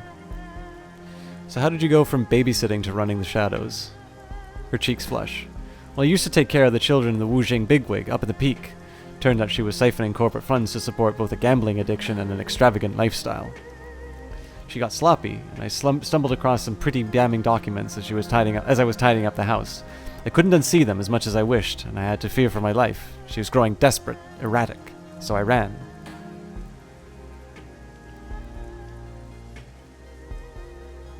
You didn't run too far. Why not leave Hong Kong? I wouldn't go back to Manila because of those JIS scumbags. There's always been a large community of Filipinos in the shadows. I sought them out. What happened in the Philippines that you can't go back? The Japanese imperial state happened, supposedly. They've been in charge there for decades. I was just a little girl when they sent their imperial marines in. They destroyed my old neighborhood. I don't remember the events, but I still dream of the fire to this day. Supposedly in charge, you say? The Japanese ran up against the resistance from the forces that came into the town known as Huk. Nationalists, neo-anarchists, but the resistance ultimately gets its backing from the dragon Masaru. Well, the struggle continues. The country can't heal. Never, ever cut a deal with a dragon. She shrugs. Well, I haven't personally. I just want to be home somewhere. Too bad about the Philippines. She snorts and lifts her chin high. Filipinos are a resilient people. I think the Huk will triumph eventually. And if I've got a Filipino community around me, I'm good. Thanks for talking about it anyway. Not many people care enough to bother. This is an interesting one too. I really like the sort of the reflection of history on this game. So we talked about how Hong Kong is set up as sort of ceding from China in response to turmoil there. And of course this idea of a resurgent Japanese imperialism. You know, I think Shadowrun is definitely a product of a time when the big worries that people had would be about the Japanese taking everything over. You know, once upon a time when there were Sony Walkmans and maybe business wasn't so good in the United States. And clearly that didn't happen.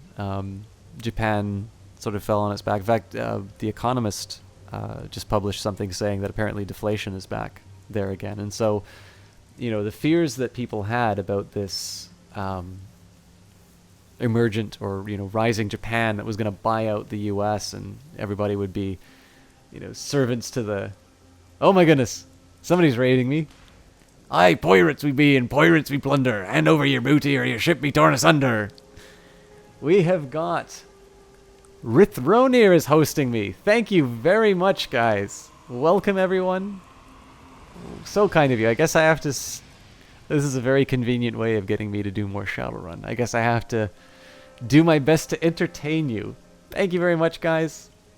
If you are new, I think we have at least... No, there's a few... Actually, I took a peek in the chat. There's definitely a few new lurkers. So, to the new people, welcome. I'm System Chalk, normally a variety caster, but we will be doing Shadowrun to completion. And then on Fridays, we always will do Crusader Kings 2. I normally only stream Mondays and Fridays right now because school is coming up. I'm going to do my best with this last week of summer to do a little bit more Shadowrun. So certainly if you have not hit the follow button and you like what you've heard so far, feel free to do so. I need as much adulation as I can get, or at the very least a follow is free, and it makes me feel a little bit better about myself and gives you a chance to find out when I go live. Another way to find out when we're going live is my Twitter. I will do my best whenever I am late or something like that. Like today when I was doing my research meeting, I try to announce when I think I'm going to be late and give a rough estimate in terms of when it's coming up. But with that in mind, whether you are here for a brief moment or whether you're here for the long haul, thank you very much for stopping by and giving this a shot. And if it wasn't your kind of thing, I understand that and wish you the best of luck in your search for Twitch. So Rithronier, I take it you were streaming tonight. What were you streaming? How'd you get your cyberware? There's always been a large community of Filipinos in the Shadows. I reached out, and they all pitched in to set me up as a Shadowrunner. Now whenever I land a good gig, I give most of my earnings away, giving back to the community. Oh yeah, we were talking a bit about the history of this. So, if you ever want an interesting history, interesting unfortunately in somewhat sad history, is actually to look at the history of the Philippines. When I was looking for stuff to do... Hello after an autopsy? Thank you very much for coming along with the raid. And of course, Rithronier for giving us a raid. When I was looking... Oh, thank you so much, Sir Wedgie. Man. I feel like I need to give you the green sword, but I don't have mods in this channel. And I want you to have... Oh! Somebody just followed. Sorry, I missed the... Because my... Oh, I'm probably getting static. Just give me a second, guys. Oh, after... Thank you very much for that follow. Things have gone crazy on my end, so just... 1 second. Hopefully that fixes everything. Thank you very much for that follow. I was maybe not getting sulky, but I was a little mildly disappointed that I kind of did... It was going to be my first stream without a follow for a while, so you did your part and put me at my quota of making sure that somebody loved me for the night. So thank you very much for that. But yeah, so I was...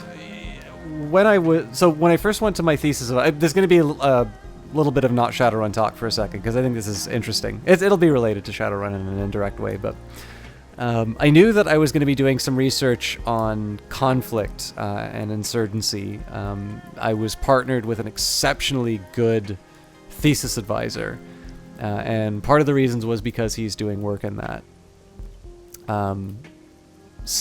But the first idea that I gave to him, either I didn't present it correctly, or he wasn't sufficiently interested, and so I needed to spend the Christmas break looking for another study. And one of the things I was actually looking to do was take some examples from the Philippines, because there have been a lot of different sort of insurgencies or sort of uprisings in that country. It's a very dramatic history. A very fascinating one, although of course it's one that has some very real consequences to people's lives. And it's especially interesting because I have a lot of Filipino friends in Vancouver, where I live. So again, to have this, these images of an imperialist Japan, something that's maybe a little bit more credible. Had Shadowrun been written today, I suspect we would have seen China asserting its dominance in the Asia-Pacific region. Although in the Shadowrun world, it's kind of knocked on its back and isn't a major player. In the case of the Philippines, you have this history of, digging in against an outside force. And again, that comes into play in some of the dialogue and the way that these things get treated. So it's really, in one sense, it's kind of neat to see the time capsule from a setting that was written, when the world was a very different place, and how they've updated it to today. But also just once you read a little bit about the history of these regions, and just to see the nice little undercurrents that they worked in, and just kind of the, plausible enough for a world where there's elves and orcs running around, where they sort of just tie in these historical events. I think it just, to me, it breathes a lot of character into this world. So I like talking about that stuff, just because, for me, I find it interesting. Static is all a part of the Shadowrun experience. I hope it's working out for you guys. So you played a little bit of Eldritch. Oh, interesting. Okay, and then you got sick of it. All right, well, I actually got that through a Humble Bundle, so apparently does not carry the greatest recommendation. So afterwards we did Metroid Confrontation before continuing our Spyro 2 playthrough. My god, 3 games. I think I've done that a couple of times, but I don't think I've ever been able to sustain something like that, so good on you. All right. I don't see why you'd give away. Or hang on. Do you ever? Yeah, I'm not going to say. This would be another point of departure from somebody very community focused. So, do you ever have any regrets about living your old life behind? She looks away suddenly, her eyes moistening. I'm not sentimental about my old post, if that's what you mean. The orc takes a big breath and continues. But on Sundays, my only day off, I used to go and sit with the other nannies and the housekeepers. We'd bring pieces of cardboard so that we could sit in the background in the shade under the bridges. We'd gossip, eat lumpua and rice cake. Nothing special. But I don't belong to that world anymore. I couldn't risk word getting back to my old employer. I miss my old friends, though.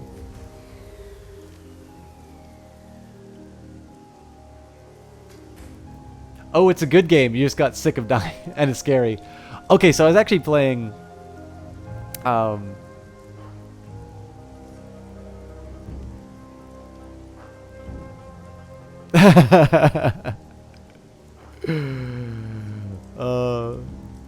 That's great.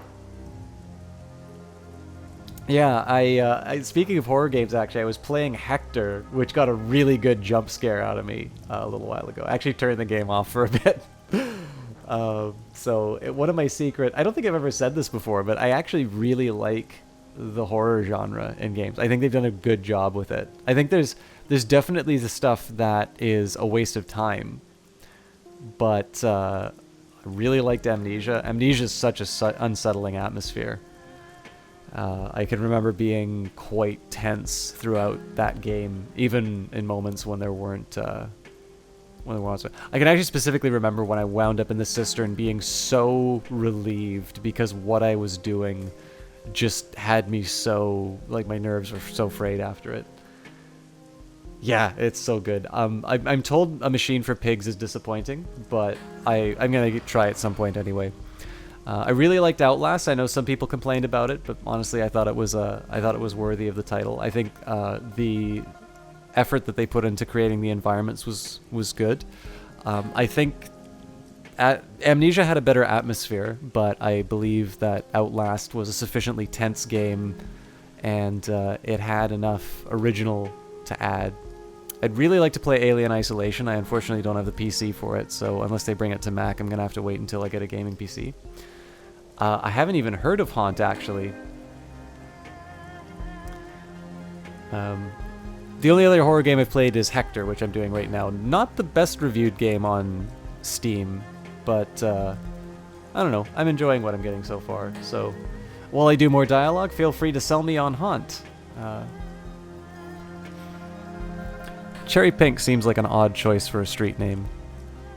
Sorry, you know what I probably should do? I should probably do the dialogue with people. So I should do the dialogue with the characters and then respond to chat after doing the dialogue. I think I'm going to try that format. So if I seem unresponsive to chat, it's just because I don't want to break the flow of the dialogue. I feel like I've kind of been ruining this character a little bit. She glowers at you. It's a bona fide Filipino nickname. Unless you want a mouthful of fist, you show it respect. You said that you make great lumpia. What is that exactly? Filipino spring rolls, crispy and delicious and full of pork, or whatever pork flavor substitute is on sale. It's important to be frugal.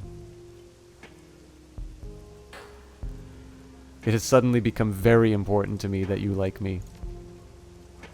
A corner of her mouth twitches upwards. She gives you a sidelong glance. Then you must earn it. Everybody wants to be my friend because everybody wants lumpia. Only a handful deserve it.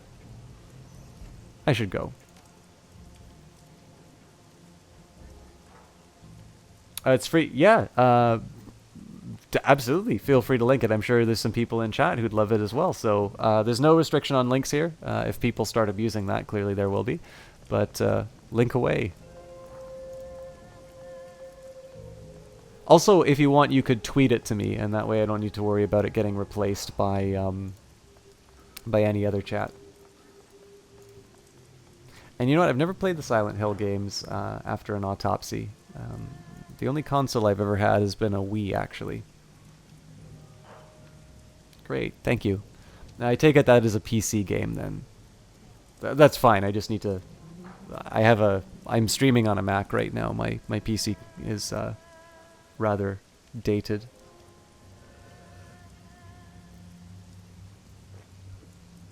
The three men are once again fixated on their game board. Jin rubs his hands together rather nervously, and his face twisted in concentration. It appears that Xiaoyu now has the upper hand. The silence of the game is deafening. Amateur players would be filling the air with clicks and clacks of stones against the wooden playing board, relentlessly trying to outdo one another. These men are different. Oh, there's an OS 10 version as well. Awesome. Xiaoyu picks up a small black... Sorry, I said I was going to do the dialogue. Xiaoyu picks up a small black stone. His hand reaches over the board and then pauses. Jin glares at an outstretched hand, then suddenly still. Xiaoyu begins to lower the stone. Down, down. Jin is practically on his toes, and then Xiaoyu pulls his hand back. Perhaps not there. He strokes his short beard thoughtfully. Jin tosses his arms into the air, nearly knocking over the playboard. Damn it, Xiaoyu! When you start a move, you commit to it. I swear, if you're doing this on purpose. Friends, Lao interrupts the players. We have a visitor. The two players look up. Jin sighs and holds his face in one hand, mutters something beneath his breath. Xiaoyu's eyes fix on you. He stares, unspeaking. His generous smiles and playfulness from before are absent. Sorry to interrupt. I was just wondering if you're still having the dreams. This again? Don't you have anything better to do? Yes, we're all still having the dreams. Lao's voice is calm, but troubled. However, they've gotten a hell of a lot worse. Jin shifts uncomfortably. Look, let's not go into detail. Anything would be great. He mulls this over. Alright, but afterward you have to let us finish our game. I can't make any promises. I'll hold you to it all the same. He glances at Lao and Xiaoyu before continuing. Our dreams have become, unpleasant, so to say. Darker. Violent. He runs a hand along his tightly cropped beard. Not all that healthy, if you ask me. Especially for men of our age. We come out of them in a daze sometimes. It feels like we've been punched in the senses. And the imagery. You can see him shiver as he thinks about it. Well, I said no details, so no details. That about sum it up, Xiaoyu? Master Lao? I have nothing more to add. Xiaoyu? Xiaoyu's bored into you. No. Nothing.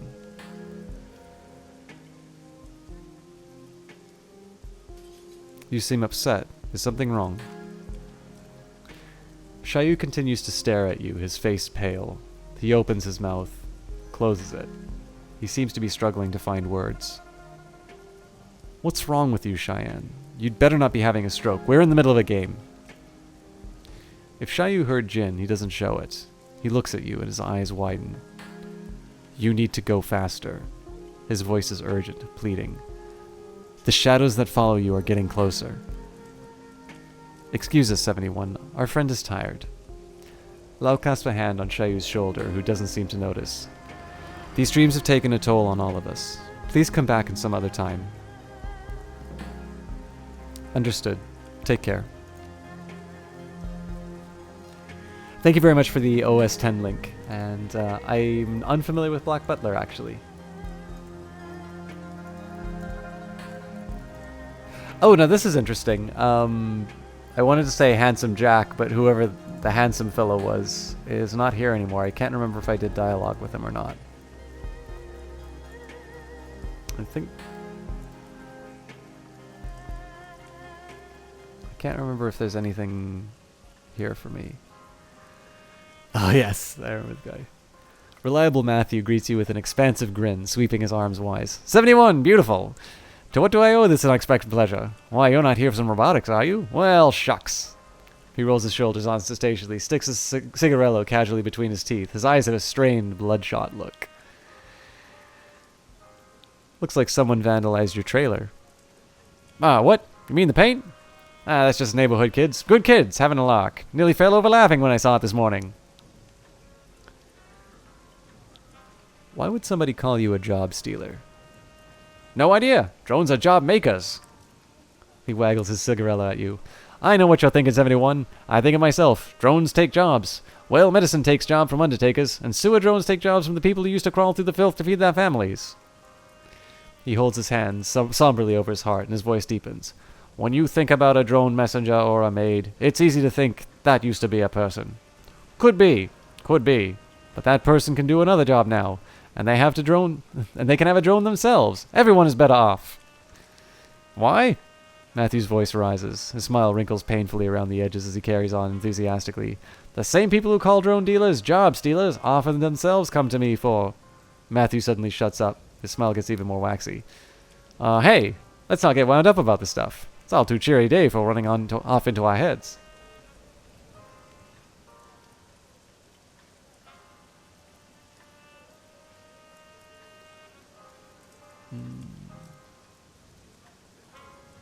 What exactly are the drones you sell used for? Just about everything. They help us to metahumans in all sorts of useful ways. Drones cook, clean, carry messages, lift heavy loads, tend to delicate tasks. Why, drones can even care for the infirm and provide companionship to children. Matthew taps the temple with his finger meaningfully. Think about it. Beautiful. All the boring, dangerous, painful jobs that people used to do. The jobs the drones do now. He glances around at Haoi and up the walled city looming above. Despite his bright eyes and gleaming smile, his voice sounds almost thoughtful. Because of mechanization, we don't force workers to breathe as many chemicals in the refineries. We don't make teenage girls pick silk cocoons out of boiling water. Not anymore. Drones help us. He shakes off the passing air of seriousness, clamps his cigarello in his teeth, and thrusts his hands into his pockets. They're really something else, ain't they? How do the people in Haoi feel about drones? How do people here feel about drones? Why, they love them. Just about every household can afford drones, has drones. You sure you don't want to try out this little UC2 Tarantula? It's a great entry-level personal assistant. Reliable Matthew smiles widely, but the edges of his mouth twitch uncomfortably. Drones free people to take skilled jobs. They make the economy more efficient, and the drones give poor people services they couldn't ever afford otherwise. Wow, 71, just smell that brisk spring air. He inhales deeply through his nose, drawing in the fetid reek of the polluted river and the sodden heat of the monsoon season. This topic is fascinating, really fascinating, but I've got to get back to work. Shall we walk the lot? I noticed you have a lot of drones in your trailer. Reliable Matthews smiles serenely at you. Drones in the trailer? Oh, I think I have a couple in there. Probably the ones I'm fixing.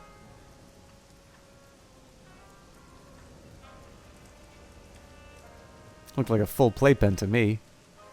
Matthew shrugs uncomfortably. Funny thing about drones, when you see a few, they always look like so many more. Weirdest things, strange little fellas. Let's not talk about maintenance, it's boring. I bet there's something you need today. Goodbye, Matthew. Haunt is a slender game, but it's one of the best you've ever seen, and free. It's actually scary, intense, and just really good. Well, you've got me to try it, so that's actually no small feat nowadays, because I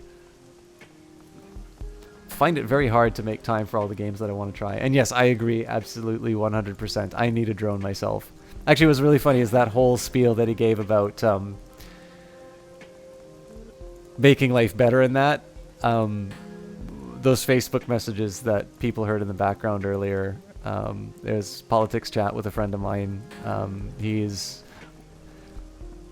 I don't think he would be saying I was unfair to say that he is kind of left-wing in his politics. Although I don't find the distinctions that helpful anymore. And I had to make some free trade arguments to him, so I was basically saying the kinds of things that Reliable Matthew was. Spider Shen. Shen is busily engaged in a conversation with someone on the other end of a video call. The other individual appears to be a tremendously handsome elf wearing an immaculate, undoubtedly pricey custom suit. Shen doesn't appear to notice you. I'm just saying, if the customs office gives me any more crap about importing those tiger snakes, I'm going to be up the creek without a paddle.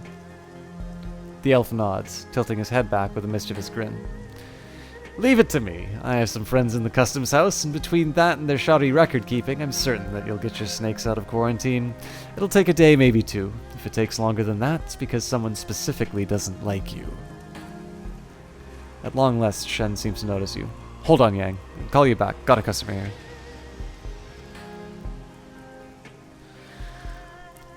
Putting down the comm link, Shen bows. Hello again. What can Spider Shen do for you today? Getting some new pets in? Shen frowns dourly. They are not pets. They are an investment. I can make my own anti-venom serums from them, or I can use the raw venom to accomplish tasks that would otherwise be too messy and loud. You do what work for the Yellow Lotus? When the situation demands it. Normally I work for the Ground Floor Woe exclusively. Sometimes, though, he asks me to do someone else a favor. Shen produces a needle from below the boat's table, casually flicking it to the side. Glancing over, you see that it's embedded halfway into the metal crate. I solve problems. I never know what the problem will be, so I have an array of tools at my disposal. It's like this, yes. I can hurt people, but I can also heal them. I learned to heal with my medicine before I learned to hurt. When you learn how the body works, you learn how to break it as well as fix it. It's like a mechanic in a car engine. If you know how to fix it, you know how to disable it. Who's the good-looking elf? He's my lawyer, Yang. Our lawyer, I should say, since he's another Blue Lantern, and is part of the same crew. Shen lifts a thin Chinese sword, turning it over so that the light glitters along the edge. I don't do a lot of things that are legal in the strictest sense. It helps to have a good lawyer, you know. For most Shadowrunners, getting caught is the end of their career. Well, see, there you go. If you had a good lawyer, that wouldn't be a problem. Shen grins, chin tilted upward. Saves you a world of trouble, man. Most of the time, caught means dead for us. Shen is unmoved by this information. Well, then your lawyer can make sure your inheritance goes to the right people, eh? So one time we had to cause a big fuss and make sure it pointed at the Red Dragon Syndicate. We ran into one of their protection rackets and started causing all kinds of fuss, breaking windows, setting fires, roughing up patrons. Yang told us to wait and get arrested. Problem was, there was a vice squad that really wanted us caught and thrown in jail. We'd embarrassed them a few times already. Shen chuckles quietly. Turns out he'd used a Decker contract to make sure he'd swap a bunch of public recordings so that traffic cameras would inconclusively show us somewhere else, arriving at the last minute. He also made sure the vice squad that arrested us was cited for failing to file proper paperwork on a bunch of previous cases. The squad got canned. We got let go. It was a thing of beauty. See you later, Shen.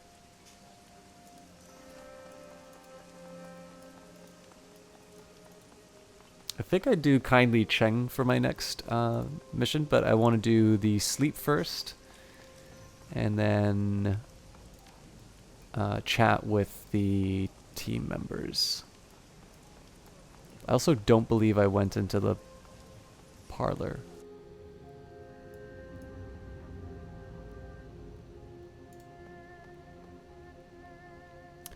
A mild scent, sweet and slightly herbal, is the first thing you notice upon entering the old shop. Its quarters are cramped, made smaller by the display cases and furniture packed inside. The walls are lined with bookshelves, and the tables and chairs are stacked with old tomes. A few titles jump out at you: Lucid Dreaming, an exploration of the inner self; Dream Logic, Nocturnal Visitations. Overall, the place feels lived in, if disorganized. Not quite cluttered, but close. Milling at the front of the store is the shopkeeper, lost in a look of her own. She's tall for a human, probably close to 2 meters in height. Her physique is a typical bookworm. Not overweight, but you can't see any muscular definition either. A wraparound tattoo covers her upper arms and shoulders, but from where you're standing you can't quite make it out. She fidgets. Gradually her eyes rise from her book and lock onto you. Welcome. I don't believe I've seen you before. She sets down her book and sweeps a strand of black and pink hair behind her ear. Name's Crafty. 71. Nice to meet you. She shakes your hand. Her grip is surprisingly firm. So, 71, what can I do for you? I've got spells, alchemical reagents, foci, whatever you want, really. Might have to do some digging to find it, but if it's magical, it's around here somewhere. Is this your store, or do you just work here? It's mine. I inherited it from my mom. As you can see, she generously left me all her research journals. Her words are thick and full of sarcasm. Mom never was a big cleaner, but neither am I. My mom used to keep spirits around that helped her manage the place. They're not here anymore, but sometimes I swear my books aren't where I last placed them. Who knows, maybe they pop by for visits. I just wish they'd clean while they were here. What makes this store so special? It's old, respectable, built over a dragon line. She slightly tilts her head to the side. We also carry texts unavailable anywhere else, but I guess for me, I'm drawn to this place by the nostalgia. You don't sound thrilled. It's a job. I can't complain. What's with the name of the store? It's a cultural thing. The 5 phases represent wood, earth, water, fire, and metal.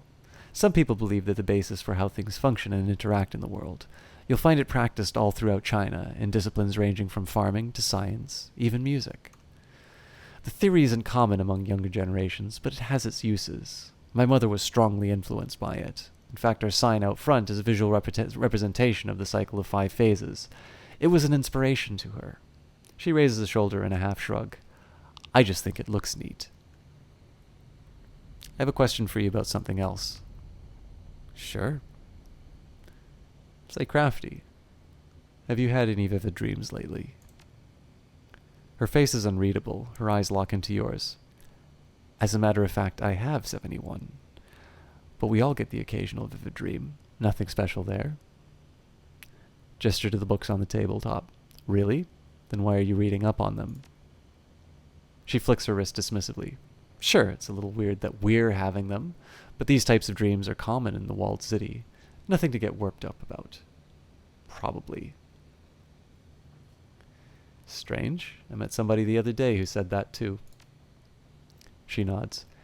Anyone who's familiar with the walled city would know that, but most people don't go out of their way to find out. My mother devoted her life to researching the walled city and the magical phenomena within it, so I grew up with stories about the city, the recurrent creeping dreams being one of them. They're common, then. She nods. Common as the cold. My mother devoted her life to researching the walled city and the magical phenomena within it, so I grew up with the stories about the city, the recurrent creepy dreams being one of them. I've never been inside the walled city myself, but Mom went in pretty regularly and experienced the dreams. Where is your mother now? Dead. She shrugs. Mom was interesting, but not praiseworthy. What else do you know about the walled city? Very little. Just that my mother spent most of her time in there, and she shifts her weight, leans onto the counter. Well, it messed her up. Is there something specific you'd like to know about? I want to know about the people who live there. Walled city residents tend to fall into 2 groups, those who are threats and those who are threatened. You're either hurting or hiding. Life is harsh. Most people never get out. Now there's a whole library here that just so happens to be the foremost location for walled city texts. I'm sure you can fill in the blanks.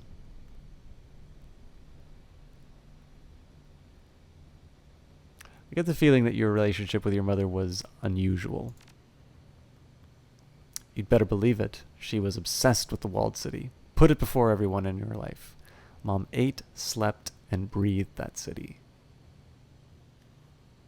Was something fueling her obsession? Crafty shifts her gaze back to the stack of books on the nearby table. Yeah, actually. Mom was convinced that something was wrong with the place, that it was cursed in some way, polluted with unnaturally bad chi. She'd visit the city under the protection of the Yellow Lotus and spend hours, sometimes days, studying it. Crafty tears her eyes away from the books and returns her gaze to you. Mother was consumed by her research. Did she ever find anything? She sure tried. Mom thought she could find a way to purify the place and to exorcise its demons. Her obsession with the walled city grew, and she devoted more and more of her life to breaking its curse. I wish I could say she fell off the radar, but really the rest of the world fell off hers.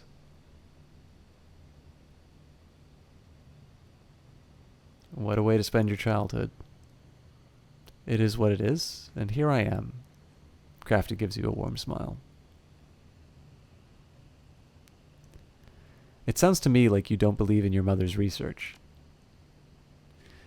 You can see Crafty studying you. She exhales through her nose and seems as if she's considering something. I know we've just met, 71, but you have a generous ear. I don't mind discussing my mother with you as long as we keep the details between us. Mother's research was stupid, just plain stupid. She wasn't stupid herself. No, Mom was very bright, but her obsession was downright unhealthy. Anyone could see that. The walled city is a toxic place, home to dark spirits and astral influence, but Mom believed in a singular cure or curse that was at the heart of the place.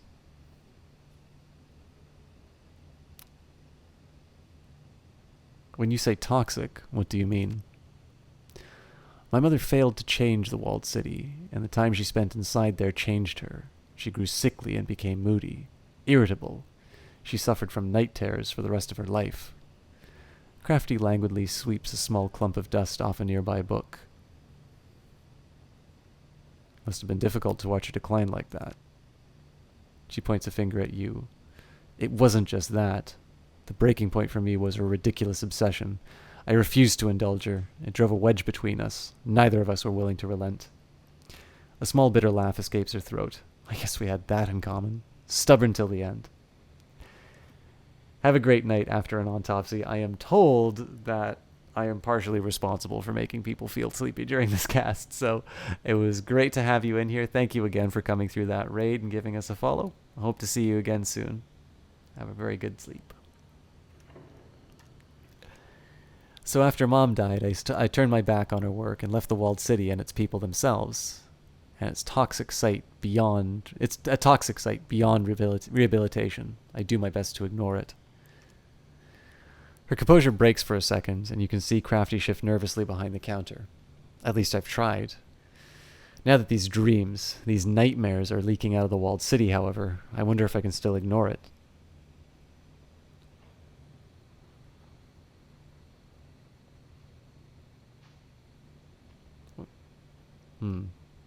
What a disaster. How can you sleep at night? She holds up her hand, eyes hard. Hey, don't give me that. You think anyone is sleeping with these dreams haunting them? I'm not sure why, but I trust you. Something in your aura, maybe. I don't know. But that's why I'm telling you this. So don't you throw it back in my face and insult me. Now, excuse me. What did I say to her?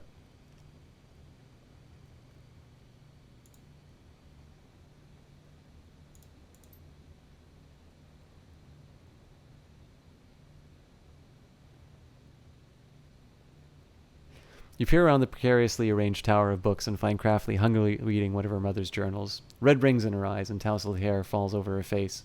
It looks like she hasn't seen the better part of a pillow in a couple of days. She moves to stretch and spots you. With a quick flick of her hand, she marks her place in her journal. What a welcome sight. Have you found anything? Yeah, well, one thing I've noticed is there's a couple of decisions that happen in this game that don't seem to be correctly aligned. So there was one line of dialogue which was associated with a character who I believe was intended for another one, both in kind of the tone and the context of the situation. And then we had a team member which we actually killed in a previous mission, got an achievement for killing them, and they're now a member of the party. So I have a feeling there's a couple of unpolished bits in the game. But it's hard to tell, right? Like that could have been a genuine reaction, but in this case, she see that must have been hard on you. I feel like there would be a little bit more about don't be condescending. That response seemed a little bit more appropriate to saying it's like, you always have a choice. I don't know. It doesn't seem to affect my relationship with the character. And I mean, they're magic, so it's not like there's a lot I can get from them. Anyways, what a welcome sight. Have you found anything? Not too much. What about you? A slow smile spreads across her cheeks. She nods. This mind-numbing tedium is starting to pay off. Check this out. The dreams that everyone's having, they aren't really dreams. They're omens. From what I'm gathered, we're walking a fine line here. They're pretty dangerous. Attempts to interpret them could lead to mixed results. What do you mean by omens? Ewok Fuzzy Nuts. Man, I was hanging out with way too late last night. And almost caused me to... Well, I mean, it's my own damn fault. Sorry, guys. I'm breaking my rule of reading the dialogue just because I kind of have already broken it. But thank you very much for that host, Ewok. Welcome everybody who came with Ewok. I am System Chalk, fellow Team Panda member. For those of you not familiar with Ewok Fuzzy Nuts, really nice guy. Nice stream. I don't get to visit it as often as I would like, but he's changed his format up recently, so I think it's late night on Mondays. I saw that actually. I was streaming myself, like basically when I came on, when I turned on my computer, I saw a notification that you were on. So it looked like, well, I guess I couldn't say I know. It looked like Diablo, and I know you mentioned that last stream, so I kind of guessed. But thanks a lot for the raid, Rithroner. Sorry, I know we're at kind of a slow dialogue part of the game, and I'm obviously not helping that by dragging it out. But again, I hope you had a great cast. Thank you very much, not only for the game recommendation, but also for the for the audience. I'm sorry, I'm losing it. I'm actually, oh my god, I'm actually hitting my regular cast time. So to Ewok Fuzzy Nuts members, I may be a little bit short. What? Do we get another one? I would never want to belong to any club. Oh, who was that? Like Apparently my overlay is not working anymore. Oh, Dust Talk, thank you very much for the follow. You count as like 5? No, that's all good. Yeah, sorry guys, I gotta catch up. Rithonir, thank you for the host. Thank you for bringing me a follow. Ewok Fuzzy Nuts,